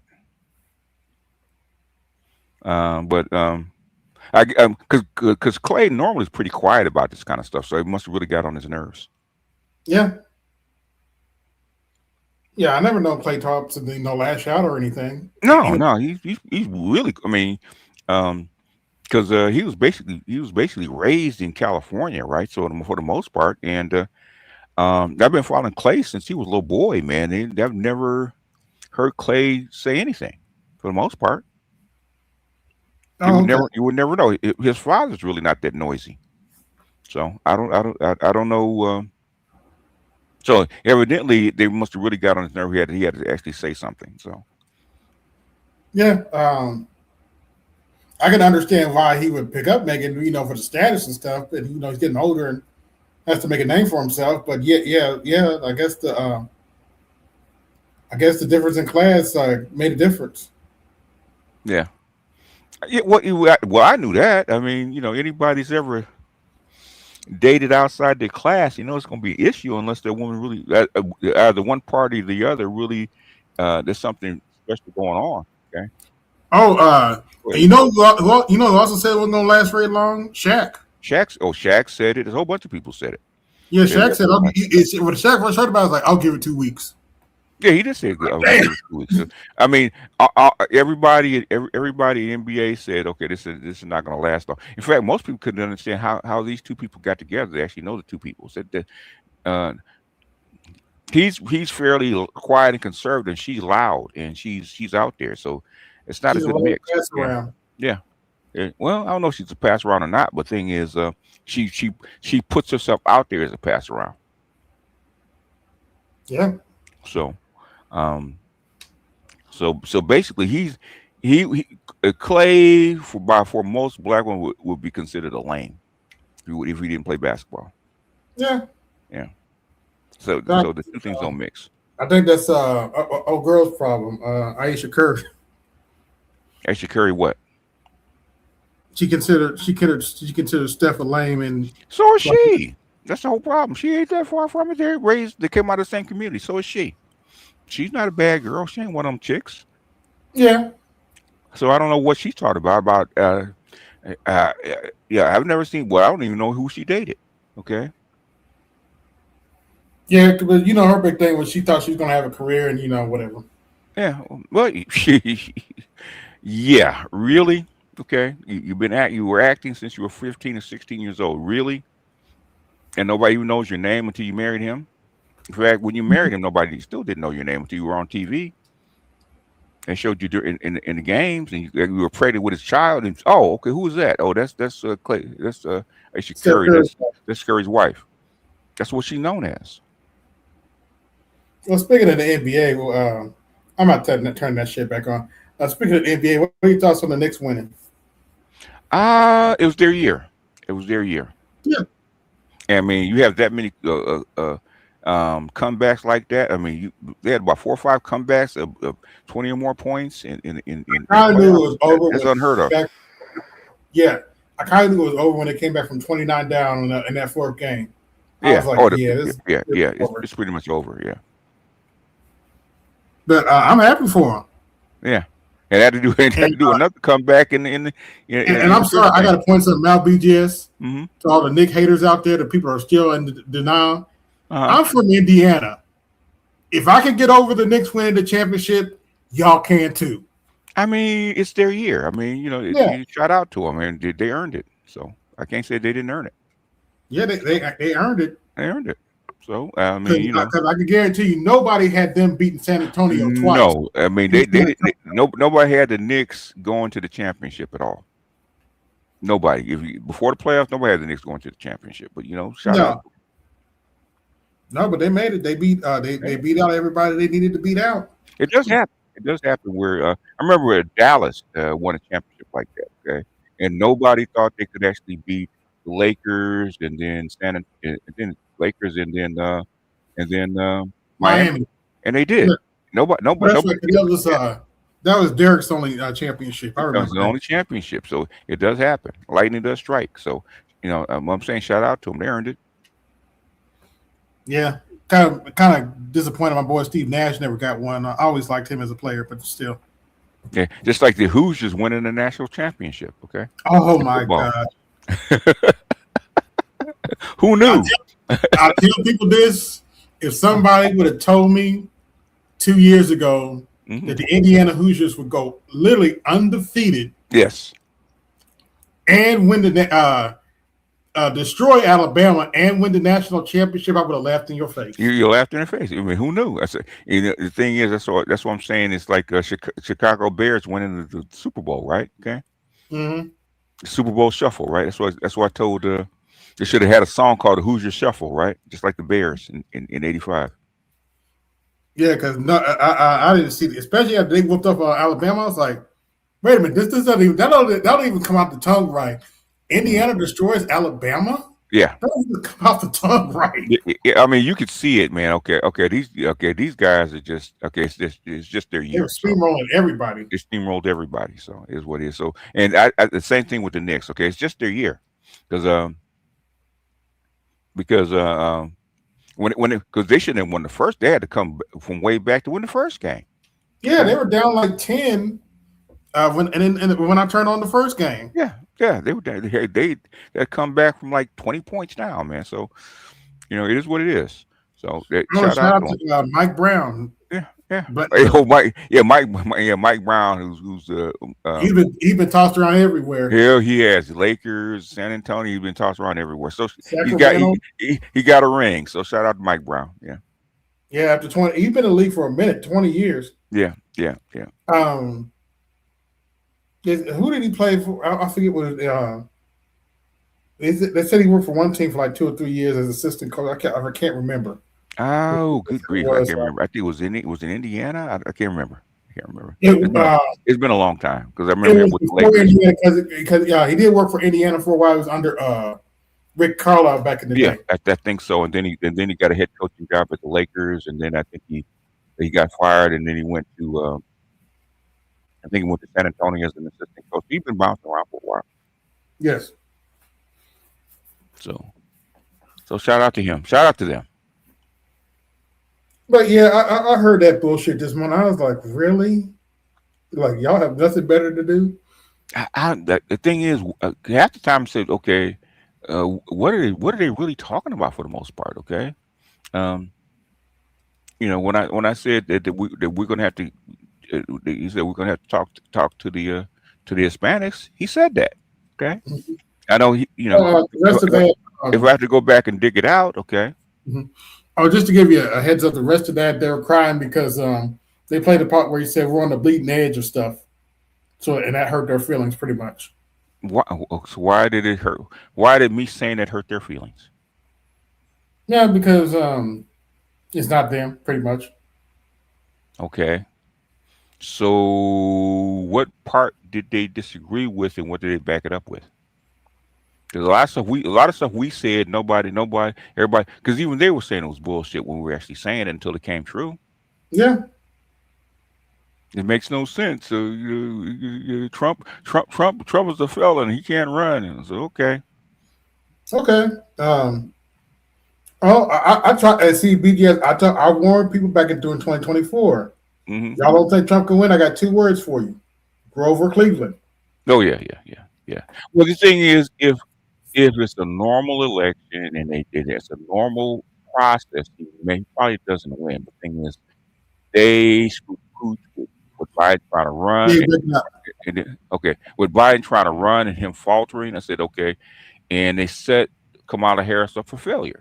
They did, and then they lied about it, and they lied about it in the polls, saying she was ahead. Come on now. Oh, they try to sell us a bridge, man. With Kamala Harris being up in the polls. Yeah, and they put $3 billion behind it. But my mouth dropped before this morning. All that shit we put up with them crying about Stacey Abrams, and they threw her under the bus just to get at you. Oh, okay. Well, they believe that what's her name is a better candidate than Stacey Abrams, and I disagree. So what are they so upset about? It's just a disagreement. Yeah. And we won't know who's right until they actually run. Yeah, that's true. Okay. It's already been a crazy election cycle, but the thing is with the California governor race, it's like even people here, it absolutely makes no sense because what's going on with them with. What are your thoughts on the your mayor race for? Because they feel like the Republican got cheated and all that crap. I've never seen a dirtier race in LA ever. Okay, really, and they're trying to go to the homeless and say that Karen Bass was paying homeless people to actually vote for her and stuff like that. Damn. Okay. Yeah. So I've never seen I know Karen Bass is under pressure because all those rich people are pissed off because of that fire. Yes. So I understand that. Um, but uh, outside of the councilmen, they have a lot of people that are not particularly politically famous here. So, and in the governor's race, I mean, I'm in Cali, and I know I'm not the most abreast of it, but half those names I never heard of. And where do these people come from? Like Becerra? Where did Becerra come from? And Javier Becerra? Yeah. Yeah, he's Mexican, but saying, uh, uh, what political place did he come from? Okay, I look at his history and said, okay, dude, how are you here? Mm-hmm. Same thing with what's his name? Okay, the Katie Porter. Well, Katie Porter is a white female Democrat from Orange County. Okay, so she's a conservative, pretty much.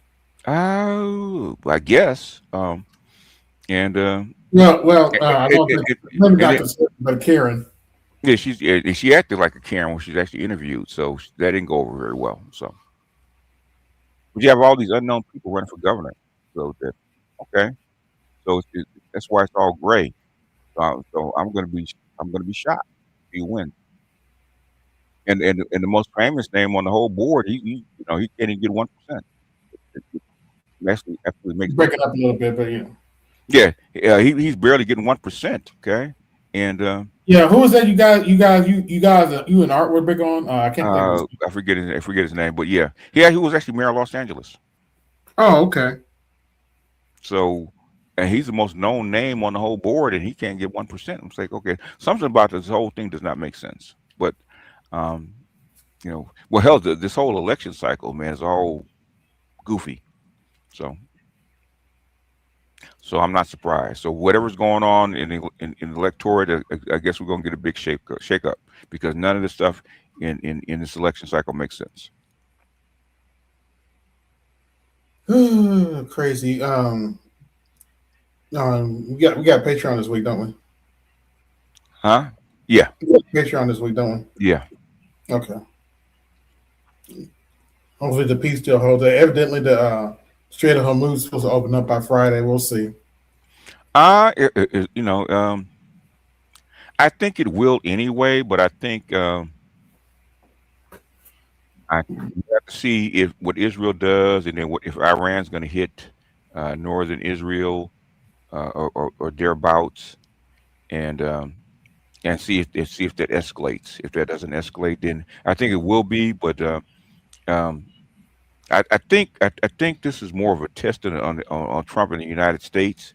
So because if Iran does hit them, or will the U.S. retaliate or protect Israel?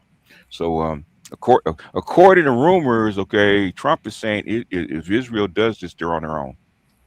Oh, against Iran and who? You know what? For once, I can believe it because he was clearly pissed yesterday. Yeah, he's pissed. But thing is, if he was the only one that mattered, then I could say that. But he have a whole lot of neocons and pro-Israelis inside pro-Israeli agents inside Congress. Yeah, so Ted Cruz and all them. Yeah, just like he tried to shut down the Ukraine war in Congress, and the Europeans kept it going. So can you read that for me, please? Okay, I said Horace and Feinberg said shout out to Maurice Cheeks for getting his second ring on the Knicks coaching staff, winning on both sides of the game. I heard that. Nice. Yeah. Oh, Maurice Cheeks, I remember him. He used to coach Portland. Yeah, I think he got his ring at Philly with Dr. J when they won a championship. So. Oh, okay, nice. You get a cha-ching, cha-ching, cha-ching, cha-ching. You better thank you, donuts. But basically, that was an hour of them essentially saying this. We are done. We're butthurt in life. And it's all BGS's fault. It always BGS's fault. You're wrong, Daddy. You're wrong, Daddy. You're wrong, Daddy. That's what they're basically saying. Okay. It took them an hour to say it, but that's just I got from it. Because my thing is, okay, they take tiny little things to get upset about. I mean, I say something about the governor. Okay, they go on like 15 minutes because I said I thought she was she was Kamala Harris. Kamala Harris. She got Kamala Harris in New York. yeah, that's what I said because she got it. How'd she get her seat? She didn't run for it. Okay, she was a female stand-in for lieutenant governor, and when he got banked, then she stood in. So and I don't know how they didn't understand about Cuomo running for mayor and how that wasn't going to be problematic. That should have been pretty obvious, but I guess it's not. I guess common sense ain't obvious. I guess common sense ain't common, as they say. Unfortunately, I'm afraid it's not common anymore. Yeah, I'm especially seeing that on TikTok. Good Lord. Yeah. These chicks say all kind of silly shit. Yeah. This one chick talking about these dusty men ain't shit and be cheating, and she been cheating on her husband for 10 years. I'm like, wait, how's that work? How you talk about a man cheating and you been cheating on your husband for 10 years? You expect me to take you seriously, really? Yeah. 10 years, yeah. I mean, it happens. It does happen. And they still beating up Caitlin Clark, unfortunately. The Caitlin Clark thing, I really do not understand because it's not just black women that are doing it. Yeah, we're starting to learn that. White women, what the fuck? Yeah, that's why. And then but you had Kate Beckers who coming in right behind her. They don't say nothing about her. I said, okay, it had nothing to do with race. So I have no idea why they don't like Caitlin Clark. So whatever she stands for, they don't like. So women in sports, man, I'm always like, okay, I got to remember they're women, and it's about emotion, and it does. Oh yeah, so things making sense. Yeah, they're in their fifis 24/7, but yeah. Because a white boy coming to the NBA, start bringing in more money, man, they're gonna make him a hero. Oh yeah, look at Larry Bird. Yeah, Larry Bird. Look at Doncic. Okay, look at even Jokic. Okay. Yeah, Jokic. Had nothing to do with race, but because he's paying the bills, nobody basically people praise him. With the Caitlin Clark thing, I have no idea. If she was a bad player, then I could understand. But she's not.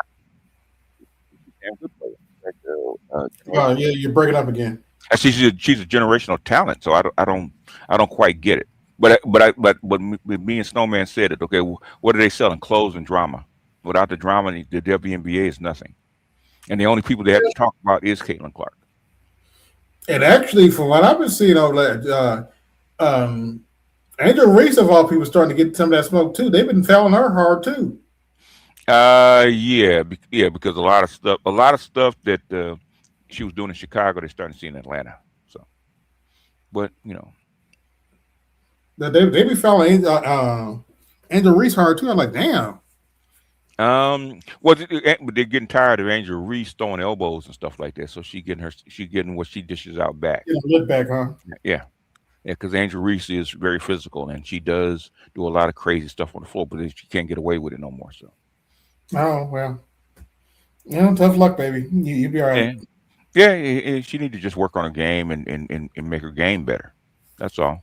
This is her third year. She should be better. Yeah. I mean, you're supposed to improve. Okay, you're not supposed to be the same player you were when you first came in the league. So. Yeah, Biggins, why are people not just figuring out Shy and Brian is full of shit? Because she's entertaining. Yeah, and she's good. She's nice to look at. I ain't gonna lie about that. Look at it. She's entertaining. So I mean, they have ugly people that are entertaining that they get behind. So. She's entertaining, and they laugh at her. So that's how come. Everybody knew Brian Brown was full of shit, even before now. Nobody call her hood princess. She's a hood princess. Yeah, daddy's a drug dealer. Mama's is a crack addict. Hood princess. Damn. Yeah, that's out of her own. Wow. So I'm not, I see women like her every day. So when I saw her, I said, okay, she a hood prince. Yeah. You mentioned your grandsons in plays and Yeah. plays. He's in choir and stuff like that. Uh-huh. Uh, I'm sure you probably already had to talk. Make sure you talk to him because I don't know. It's like in his area. Uh-huh. But when I was in show choir, they all the adults would be up front behind the stage, Okay. and they would leave us to our own devices in the back. And all kind. They're watched a lot, so they Okay. have a pretty good eye on the kids, and the programs that he's been in, they keep a good eye on the kids. So a lot of that stuff does not go on. So they have a whole lot of adults keeping on the kids. Went on. Uh-huh. And I can't tell you how many times I'm in my own dressing room, and girls will just come in there, get undressed in front of me. I'm sure it happens, but these the people that actually running these programs are keep a pretty good eye out on the kids. So he's never said anything that was untoward or something that happened that wasn't supposed to happen. So these are pretty well funded programs. They're not little bitty tiny programs. They're Right. by not only the city but private donors. So so that stuff it's not like church stuff, okay, where it's loose stuff like that. It's pretty structured. So Yeah, this is high school. This wasn't church. It was high school. and he's going to go to high school, but it's an arts high school. So it's so it's not a it's like I said, it's not where he's going now are not regular schools. Let's put it that way. And the program he's in it's a community program, but it's not a low level community program. Yeah, the school I was going to it was kind of a hybrid school. It was kind of we call it a township school, but it's pretty much a cross between public and private. Okay, the one he's going to is going to be almost like a special arts magnet school. It's actually going to be on a college campus. Okay, yeah. So there's more precautions taken. A lot more, and especially on a college campus and they underage. Yeah, and there's a lot of kids whose parents have money, and they don't want that kind of crap going on in their program. So yeah. Especially the program we just got up, a lot of his classmates, parents have a lot of money, so that kind of stuff doesn't go on very much. If it does, it's minor. But I've never heard him say it. So yeah, that's good. If it has happened, I just remember my experience. I'm just going off my experience. It's so quiet. I just try to warn people. Mm-hmm. Have a talk with your son or daughter because shenanigans do happen, and it's not with the guys. Sometimes it's the girls. If it's the girls doing that kind of stuff, it's fine. But I'm more worried in LA about the Elizabeth and that element in LA. Okay, Elizabeth, yeah. And we kind of had a close brush with it, and my daughter pulled him out of that particular incident. So, because the people that are looking at him are, higher level. Okay, they're Grammy, Academy, those kind of folks. Okay, and he's met a lot of these people. So I'm just trying to and whatever he decides when he gets 16, 17 years old, he can decide which way he wants to go. But the thing is, I'm trying to keep that away from him at least until he gets to be like close to being an adult. And then whatever, if you want to do it, boss, knock yourself out. Yeah.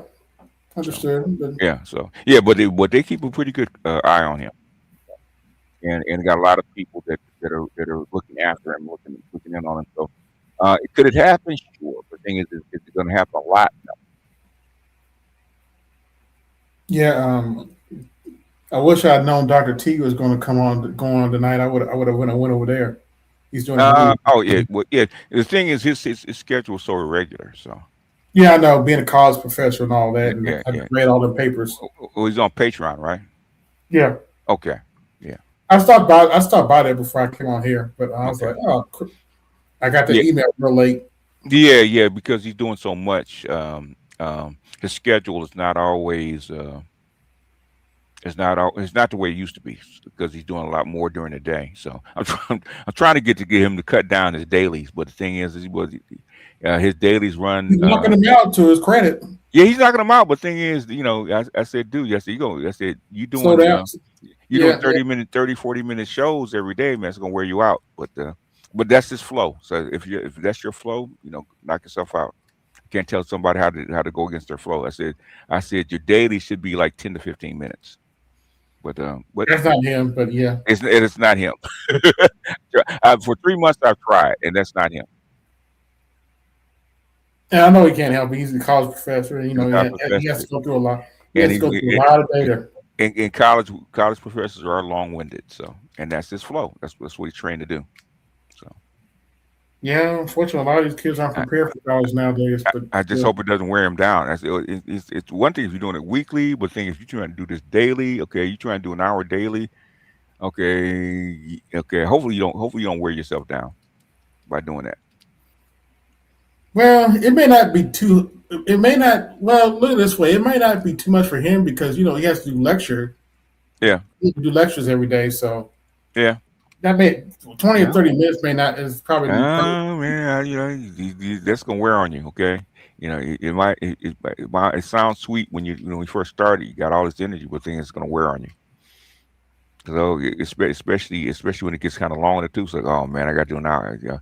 Man, I said I'm tired, and I got to put this punch this clock, and but he'll figure it out if that's what he does, and he can keep doing it. Man, shout out to him.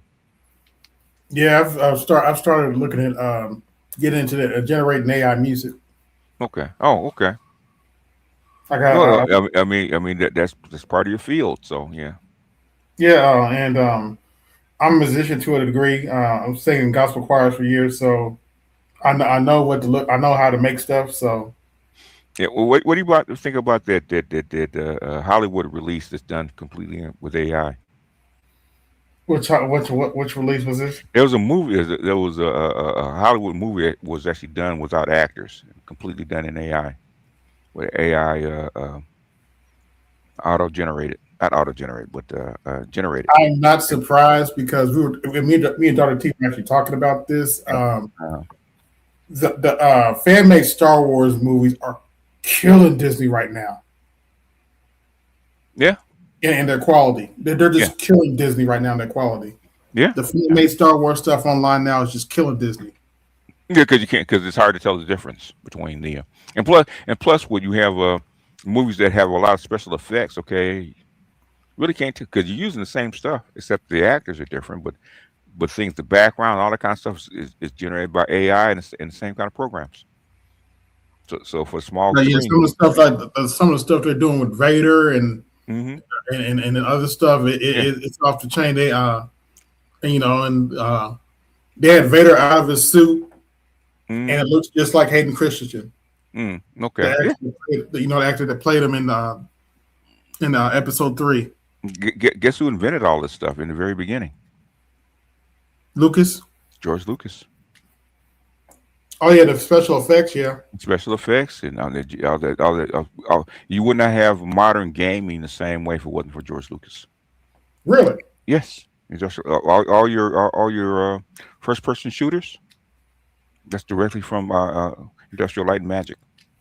Same tools. Yeah. Learn something new every day. Yeah, and actually, I was watching I think it was some kind of documentary with Leonard Nimoy, and he basically said if it wasn't for Star Wars, Star Trek would have never got rebooted.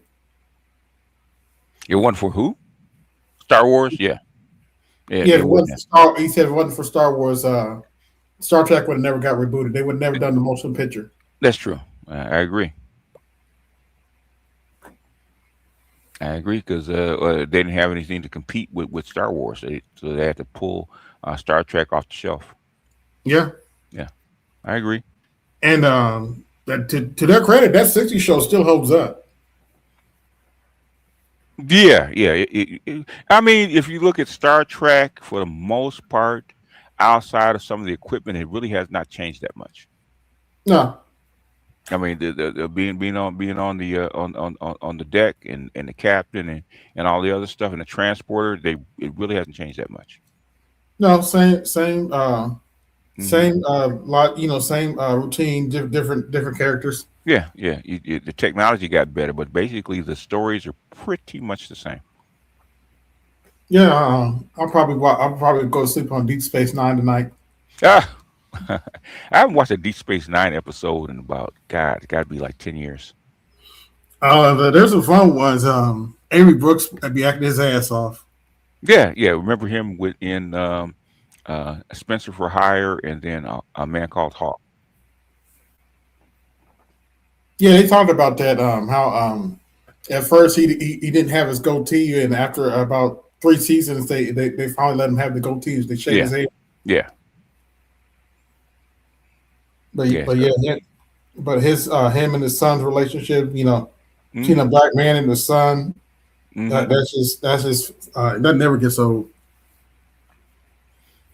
the first season, it was kind of like, okay, I don't know where this is going, and it picked up, so I have to give it credit because when I Yeah, first saw it, it's like, okay, it's okay, but it's dry. But thing is, they found yeah, it something was right. kind of dry. Like, okay, they're in a boring station, Yeah, but I got into it in later season when they started the Dominion War and all that. oh yeah, yeah. Well, yeah, they ramped everything up. Especially after what was that the season 2 finale? Yeah, that's what Yeah, really got me into it. yeah, When you see a Galaxy class get destroyed like that, like what the yeah, fuck? yeah, yeah. And they start bringing other elements in. Yeah, That Jim Hadar ran into that Galaxy class ship and just destroyed it. I was like, yeah, whoa, wait, what are we doing here? yeah, yeah, yeah. No, normally the first seasons are like, yeah, That ship's not and they supposed to get ramp. destroyed. Uh, Yeah, the first season, um, they had, first season of Next Generation was like that. yeah, yeah. They had to find its stride. So once it did, then yeah, it got better. But that's normal. What up, Maple Leaf? Yo, what's good up? Yeah, I was asking a question in the chat, but it looks like you two didn't want me to type it. Have you guys seen like the Israel firster crashing out over this MOU? Like I was watching a few videos earlier. Tell me in Australia or which one? No, like the U.S. politicians, especially, they're talking about like they're wondering how come they're saying this is the worst deal ever, and Hmm. there should be boots on the ground on Carg Island, and No, yeah, sounds about right. Yeah, they've been saying that for months. yeah, and Yeah. apparently, like in Israel, they're saying that like Americans like war so much, how come they're not willing to put boots on the ground for this war? It's Good crazy. Okay, yeah, because they're saying that because it helps them. Okay. Yeah. Well, thing if they believe in it so much, why don't they put their own soldiers? Yeah, exactly. Hey, you got soldiers too. Yeah, y'all fight Iran too. You should have boots on the ground, just like Americans do. Okay, you got soldiers, send them over there. That's what I would say. Yeah, it's too much like right. Yeah, and don't feel bad about Trump. Like he's obviously a dumbass, but like Carney over here, like he's trying to go to war with Russia too. So yeah, Who's trying to? Oh, yeah. well, he got troops. Send them over there. Okay, Ukraine will be happy to have them. Yeah, Yeah. there was actually a news. I was watching like it was like the mainstream news, like a video on YouTube, and it was like they were trying to like get sympathy for some dude from Canada that apparently like went over to Ukraine as a mercenary, and obviously Yeah, he got killed. yeah, And they're okay. trying to act like he's a hero, and it's like, no, bro, you're not a hero. You're technically a You're terrorist. you're, you're mercenary. Yeah. Yeah. Yeah. I mean, if America really believes in Israel that much, man, go ahead and cut all the pretense. Okay. Uh, Allow American troops to go over there and serve in Israel and fight in the Lebanon war. Yeah. You can do that. Cut the crap. What do you guys actually think? Because like the first time when Trump came out with that whole, he was yelling and swearing at fucking Bibi, like, like no one thought that was true, but like now, like it kind of seems that he's like trying to save his own ass here. Like I'm actually starting to believe that he. Because go ahead, BG. I was saying BB sold him a bill of goods, man, and he's trying to get out, and BB's fucking everything up. So that's how come he's, they're trying to extract themselves out of this. Is because Israel's getting hit too. Yes. And Trump is trying to work his way out of this because it's costing way too much money, and BB's fucking everything up. And then Congress coming in and helping him out. So that's why personally I was actually against the ceasefire. Man, go ahead and finish this, okay? Because you this is the third time. Go ahead and finish it. Stop trying to pretend. Yeah, whoever wins. Go ahead. What'd you say? Get out of your system, huh? Yeah, go. Yeah. Basically, fuck around and find out. Go ahead and one way or the other. Go ahead and let it be done. If it wasn't for the Chinese, in fact, most of the Iranians don't want the ceasefire. They actually want to go ahead and finish it. Yeah, exactly. Same like the Russians with the Ukraine thing. Yeah. Yeah. The thing is, the Russians didn't want a failed state on their border because in other words, they wanted to come to an amicable peace. Okay. In other words, we want to leave. That's how come they left them. I forget the name of the port. Right. They left them one port, and they refused. They could have took like 3 years, but they refused to take it. They actually want to leave them leeway, so they won't be this big beast. Okay. Mm-hmm. And I think that's why I think because I was telling Marifa when those drones hit that girl's dorm, I think Putin had to take the gloves off. So now what you're seeing is Putin with his gloves off because he wasn't doing that before.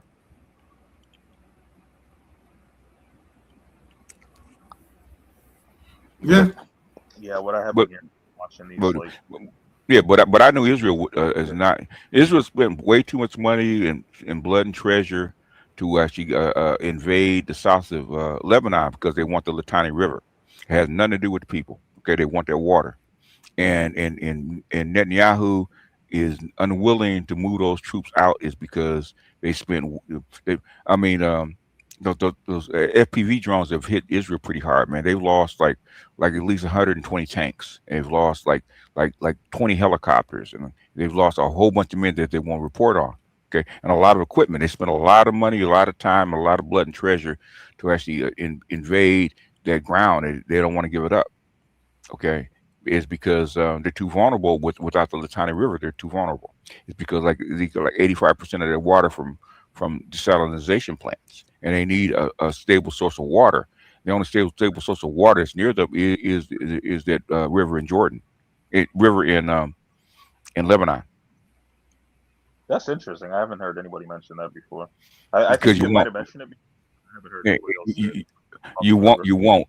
Okay, just like when I told you that they were trying to collapse Russia financially. Okay.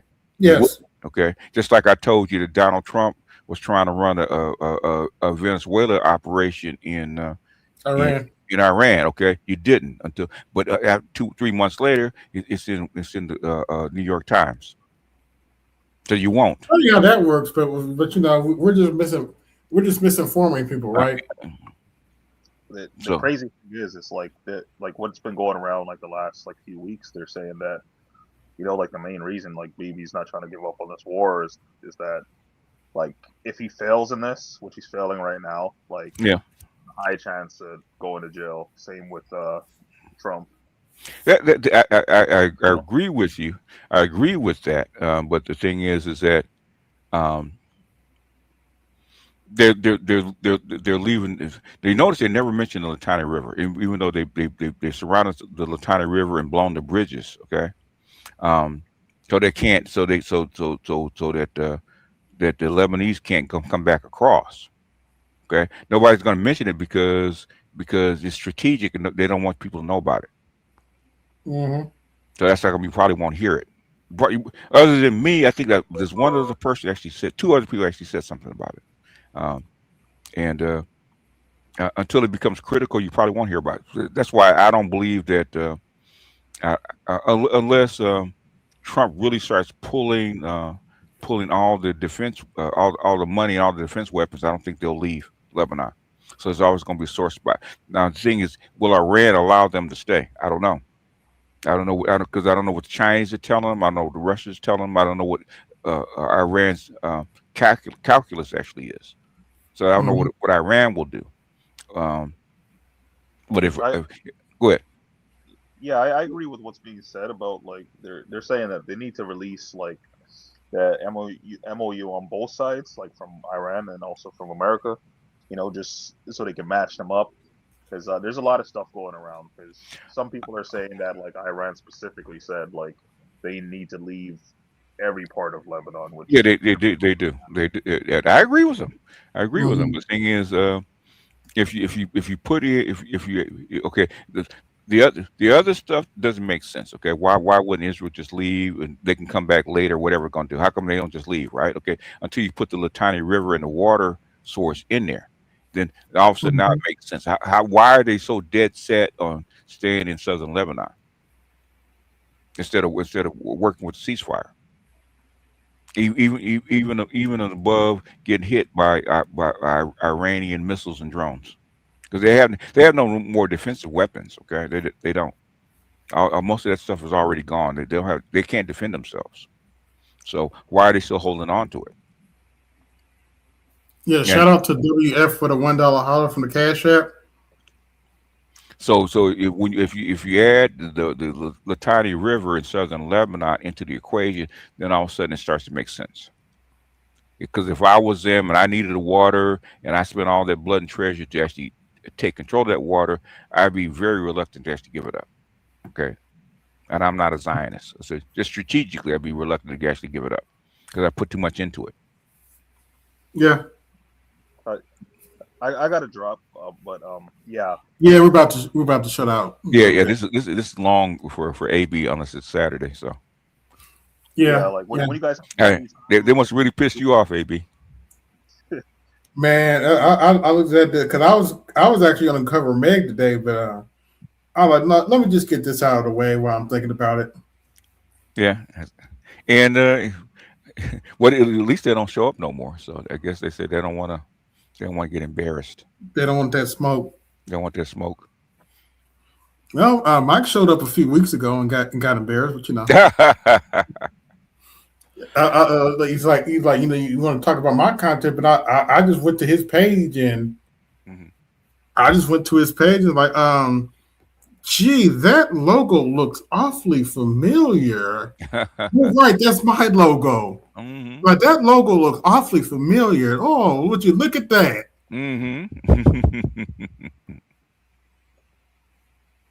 Logo looks awfully familiar. Yeah, the thing is, it's this is one thing, man. If they had just got here, they've only been here like a year or two, I could understand. But then y'all been doing the same shit for over 10 years, man. Some of them been here since the first Manosphere. Yeah. So what exactly is your point? I don't get it. Okay, y'all gender wars. Okay, the gender war. I mean, they're doing gender war in Korea. So what? It's not going anywhere. No, it's not going anywhere. And good luck getting the sisters to stop doing the gender war. Yeah. Even the Democratic women gender warring. Okay, against the men. So Miss Anna joined in on the gender war. From what I'm looking at, the who? Miss Anna tried to join in on the gender war. Yeah. They doing the whole gender war thing. When they start blaming black men for not voting for for the Democrats. Okay, that's gender warring. I can't. I should have clipped them. BGS. I lost count how many white women who have no business talking about men need to get themselves. Men are lonely. They need to get themselves together. I'm looking at them like, okay, you're white, and daggone well you don't qualify for. Damn well you don't qualify for no high value white man. You need to stop. Okay. They be a three topic. Yeah. I'm like now damn well your man don't accept that. Yeah, because they think they're 10 on social media. They're 10s. Oh gosh, and that's the problem. Okay, well, good luck with that. Okay, the only people actually starting to understand the plight of the economy and this kind of stuff are actually the sex workers. because it's really hitting them hard. Oh, because they're taking up they're eating into their cash. Yeah, because the economy eating their cash. They're not getting the door is not what it used to be, and them selling their bodies not what it used to be, and women that actually understand the wall better, actually the sex workers, they understand the wall. They don't pretend that okay, if I put on some makeup and blah blah blah, I can actually get high value people. They know it doesn't work. That's one thing about black pill females. Okay, they understand. Speaking of which, have you heard from Rice? From right? Oh yeah, I talked to her on Instagram. In fact, okay, she had all kind of pictures of her little boys. So oh, she got 2 boys now. So that's how she's not. Oh, she got another one. Okay, cool. She got 2. Yeah, and I think the first one just graduated from kindergarten. So okay, yeah, he is that old. Damn. Yeah. I remember. So yeah, I talk to her every now and then. Yeah, she used to, she didn't. You had to catch. I don't know if she's on YouTube anymore, but you would have to catch her because she would do a stream and just automatically delete it. Yeah, because I think she works for Ford, so I think that's probably why. Oh, okay. Yeah, I think she works for Ford, and sometimes you can't leave that stuff up. Yeah, Ford's kind of stepping in right now with them car prices, but you know. The Chinese eating their lunch right now, man. Oh yeah, they got them advanced EVs that are killing them on worldwide. Yeah. In fact, what I was going to do, if I felt like I was going to do a show on a couple of articles I saw from Time Magazine, right? About small homes, right? Tiny homes, okay. Yeah. One was California's reducing their homeless population by putting in tiny homes. The other one was the Amazon. You heard about the Amazon tiny house you can actually buy for like 15,000, right? Really? Yes. In fact, I was actually looking at guys buying them and setting them up and stuff like that. So, and it don't take them long to build these homes anymore. They would have the whole frame. Yeah. Within a week. Now, the thing is they're foldable. So you have like 3 guys come in and actually unfold the whole house. And all you need is your electricity and your sewage and water. Yeah, your sewage and water. Yeah. Yeah. And in fact, one guy it can't. I don't know how much it cost, but it came with a bathroom. You had a room, and you had a bathroom, and all you needed was your appliance. Set your whole thing up. Link to the sewer system. Yeah. Yeah. Interesting. Yeah. So so the thing is, it's starting to happen. I think because of the people losing their jobs, it's starting to happen. I don't think they have a choice. And one guy actually bought a tiny home. The thing is, the tariffs actually killed him. So he spent 15 for the house and had to spend 13,000 for tariffs because he actually ordered the tiny house from China. Oh.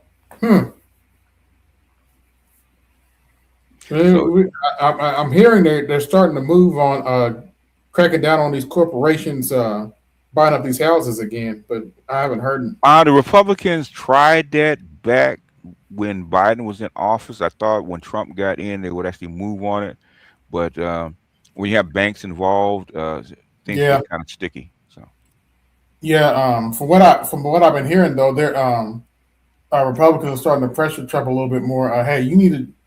Exactly what I told him. You need to address affordability and housing prices. Yeah. I mean, you just spent $150 billion in a war. Okay, you don't have an excuse anymore. The thing that they need to address was medical and housing. Yes. And Trump said that. Trump said that when he first got in, and all of a sudden when these wars came up, it all of a sudden got pushed to the side. So, but that's any president though.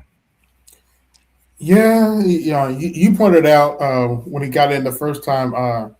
There's a certain amount of the agenda is set. Yeah. Ready when they get in, and they have to go with that agenda, whether they like it or not. Yeah, because I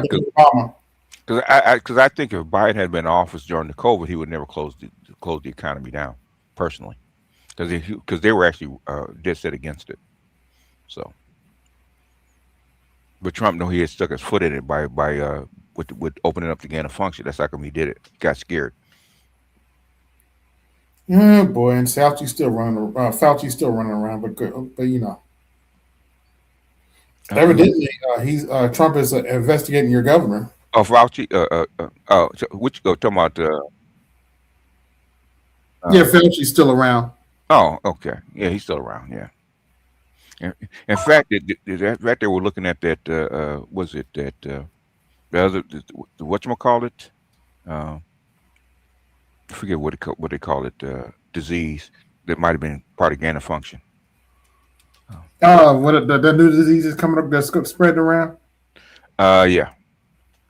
We talked to Rodney or Nicole about it. They're looking at it, but they haven't found anything. But the thing is, it could be a nothing burger. But the thing is, they were mentioned because it's not supposed to be able to spread to human beings like that. Yeah.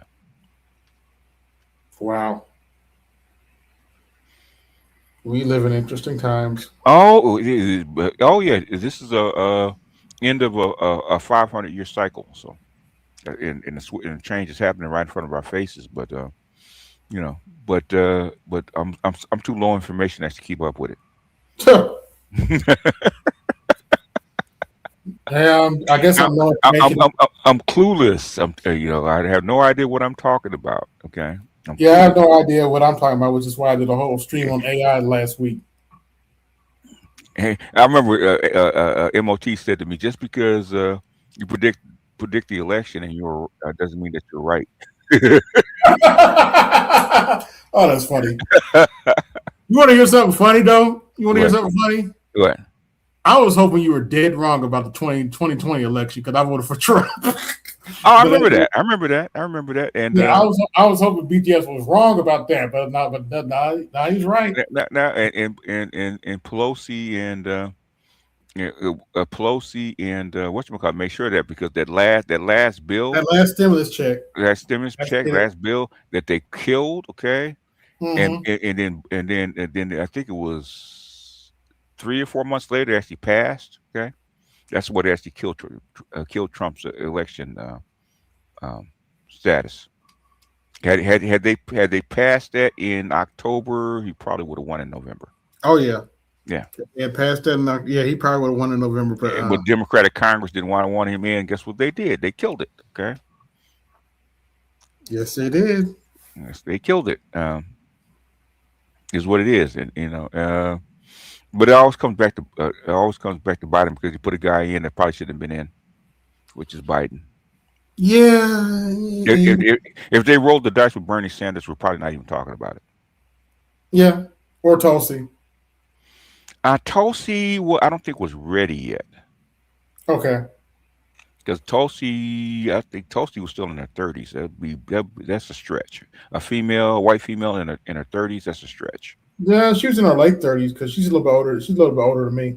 Yeah, but that's a stretch. Normally presidents at minimum or late 40s, just like Obama was, just like Kennedy was. Minimum. You break it up again. If I'm not mistaken, the youngest was whether Kennedy was Teddy Roosevelt. Was it? Yeah, 42. Yeah. Kennedy was. I think Kennedy was around 44. Yeah, 44, 45. Yeah. Yeah. Teddy Roosevelt was actually 42 when he got elected. Yeah. So I think Tulsi was 38. So that's a stretch. Yeah, that sounds about right. Yeah, that's a stretch for a senator, senator and congressman. That's a stretch, mm-hmm. But the minimum age is 35, if I'm not mistaken. But, the minimum age is 35. But the thing is, for to be elected president, that's unless you really got something going for you, that's a stretch to be elected at 38. And a female on top of that, come on now, kind of hard. Oh, that was the other thing they were crying about. You said a millennial might get elected president, and they're like, "There's no millennials running. There's no real AOC." With Jasmine Crockett, why y'all hate Jasmine? You hating on the black woman, Jasmine Crockett? Anyway, so I'm running for president. Yeah, last time people scoffing at the fact that a millennial might be president in 2028. I thought short of what was going on now with this war, I thought JD Vance was almost like a shoe-in personally. Now we don't know. We don't know. He's a slick politician, so we'll see how he bounces back. Very slick, extremely slick. Okay, I mean, I don't think they should go in underestimated him. They try to underestimate his intelligence. I said, y'all would do very well. Which is why I said this current rendition of the Democrat Party, they're not ready for J.D. Vance. They're not. The thing is, they think is because they watch him as vice president that he's not capable. But the thing is, he's trying to balance what he believes versus what Trump versus what he's Trump trying to toe the line. He's towing the line, which is completely different. So, which, to be fair to, and this is one time I am going to defend Kamala. That's what Kamala Harris had to do. Yeah, I'm not saying she, even though Kamala Harris on her own probably would not even be close to being president. But some of the positions she takes, she had to toe that line. Yeah, she had to toe the line. I'm not saying that she didn't. So, which is unfair to her, but things you got to eat that, baby. Yeah, you got to eat it. I mean, you wouldn't be running for president without him, so you got to eat it. Yeah, that's true. Yeah. But to her credit, she told black people, go, get yours. Get something for your vote. She did. You get something for your vote, which is what we say. Yeah, and I have to give her credit for that because it actually made it. If you notice, if you actually watch that clip, Al Sharpton was cringing a little bit, like, did you have to say that? Like, yeah, she's like, yeah, get yours. Everybody else does. Hell, everybody else does. Do I believe that J.D. Vance will drop Israel to run? He can't drop Israel is because the lobby is the APEC lobby is pretty strong side Congress and the Democratic Party, and so I don't believe he can drop it. He actually wants to get away from this Iran situation as quickly as possible because it's a dead end. Yes, and that's like Gabbard quit. Okay, she resigned. She's trying to get away from this. So, and the thing is, a vice president can't quit like that, because I think if he was just a cabinet member, he'd have bounced already. Yeah, he would have bounced. Yeah, but seeing he's vice president, he's pretty much locked in, and nobody could predict that Trump was going to do all this crap, man, when he got elected. So it is what it is. Like Biden get into Ukraine, nobody could have predicted that, but it is what it is. Okay, that's why you have to wait. Gavin Newsom has a better chance now. Okay, is because what's going on with Trump and him sticking his tit in the ringer, as my grandmother used to say. So this is going to be, with the economy and all that kind of stuff, it's very hard to live down by the time 2028 goes well. Extremely hard. You got to distance yourself from Trump. Yeah. The whole Republican Party. Project 2025 is fake as hell. Project 2025, some of the stuff can be implemented, but most of it can't. It's because it takes Congress, and Congress, it's hard to get shit through Congress. Okay, they tried that under Reagan. It's hard as hell to get shit through Congress. They tried that in '94 when they had Congress. Okay, this shit is hard to get through. So some of the stuff with Project 2025, as far as the educational department, I agree with it. Either be killed or reformed, because they're not teaching these kids shit. So I agree with that. Some of your kids can't read at grade level. So yeah. So some of the stuff I agree with, but most of it I don't. The thing is, trying to implement that stuff is difficult. It usually takes about 100 years to implement all the stuff they're trying to change. Okay. And that's not going to happen. Agree with, like you said, what you want about Trump, I actually agree with him unprofessionalizing some of these degrees that where you don't make enough to repay that debt. I think that, and this is something that Bill Clinton did. Shout out to my daughter because. Because she took advantage of it. Because we talked about her tuition. She said, I didn't have to pay nothing because I had a kid. So shout out to you. And she got a master's. She didn't have to pay one dime. So shout out to her. She made use of it. So scholarships and stuff like that. scholarships and programs and stuff. grants too. Yep. Grants. Yep. She wrote it all the way to a master's. So, but that's what it was there for. And but thing is, that stuff costs. Yes. Well, I remember my college days. Them books cost almost. Some of the books cost $100 a pop. 100, 200. Some of them were 150. Like, damn. Mm-hmm. It'd be one book. Yeah. Oh yeah.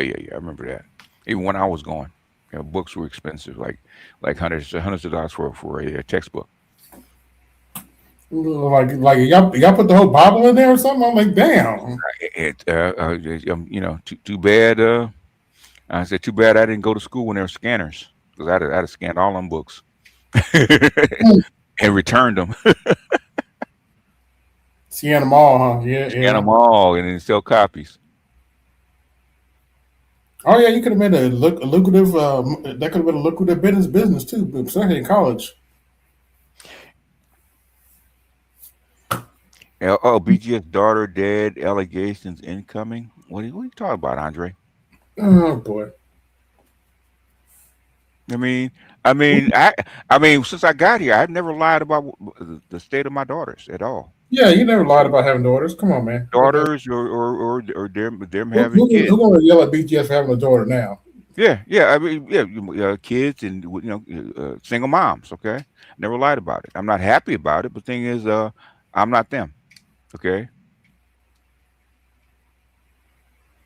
But the thing, I never lied about it. So if you want to come at me for that, go ahead. It is. It is what it is.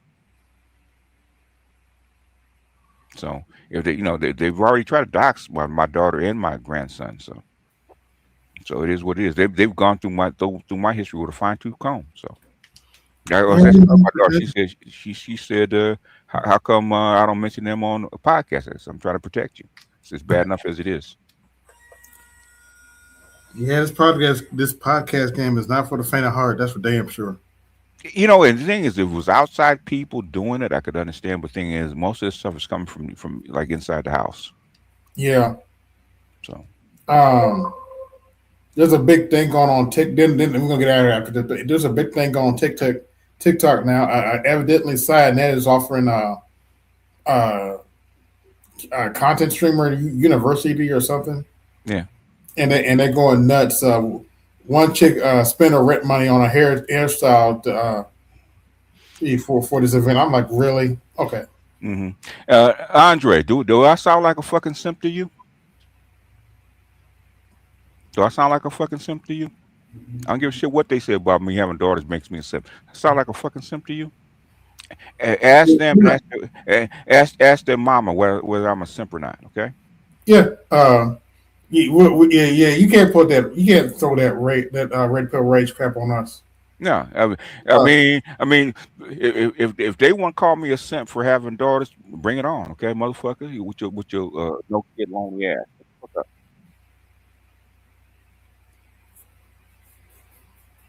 Yeah, that's a red pill rage crap where he's automatically a simp because he has a daughter. That's just red pill rage. No one cares. Streamer University with Kais and that, and they're not talking about me. Yeah, I ain't had nobody step to me about being no goddamn simp. Okay, ever. In fact, they say they say I hate women. So that's why. How am I a simp? I hate women. How's that work? I'm about as red. Well, I'm not even red pill. I'm black pill. I'm about as red pill or black pill as you can get. Yeah, I missed that channel though. BGS for women. There's a couple things that happened behind the scenes, and then I'll let you know, man. I'll let you know off air what happened with that channel and the people behind a whole bunch of stuff. That's why it's still there. I just don't have any. I could run it. Yeah, we've talked about it, but we'll talk about the behind the scenes. Yeah, it's the behind the scenes. I don't want to air out dirty laundry like that, in public because it gets enough traction. In fact, man, you know how much dirty laundry I could actually air if I really wanted to, and I don't compared to some people. Yeah. Okay. I mean, you've heard some of the stuff, but thing is, a lot of stuff that goes on behind the scenes you don't even talk about. Oh yeah, there's some stuff that he had to be fair. He hasn't talked slick recently, but there's one dude talking talking slick. Been talking slick for a minute, and I let it go for so long. Then he said something slick about me during back when Codebreaker was still on, and I got on the panel. He told him to go F himself. Oh, okay. Is he still around? I don't know. All those cats left, man. They just bounced. A lot of guys left. I thought Mike had left, but he's still here. He's still here. Looking for the private jet. I keep forgetting it's on this tab here. Because I don't want to say his name out loud.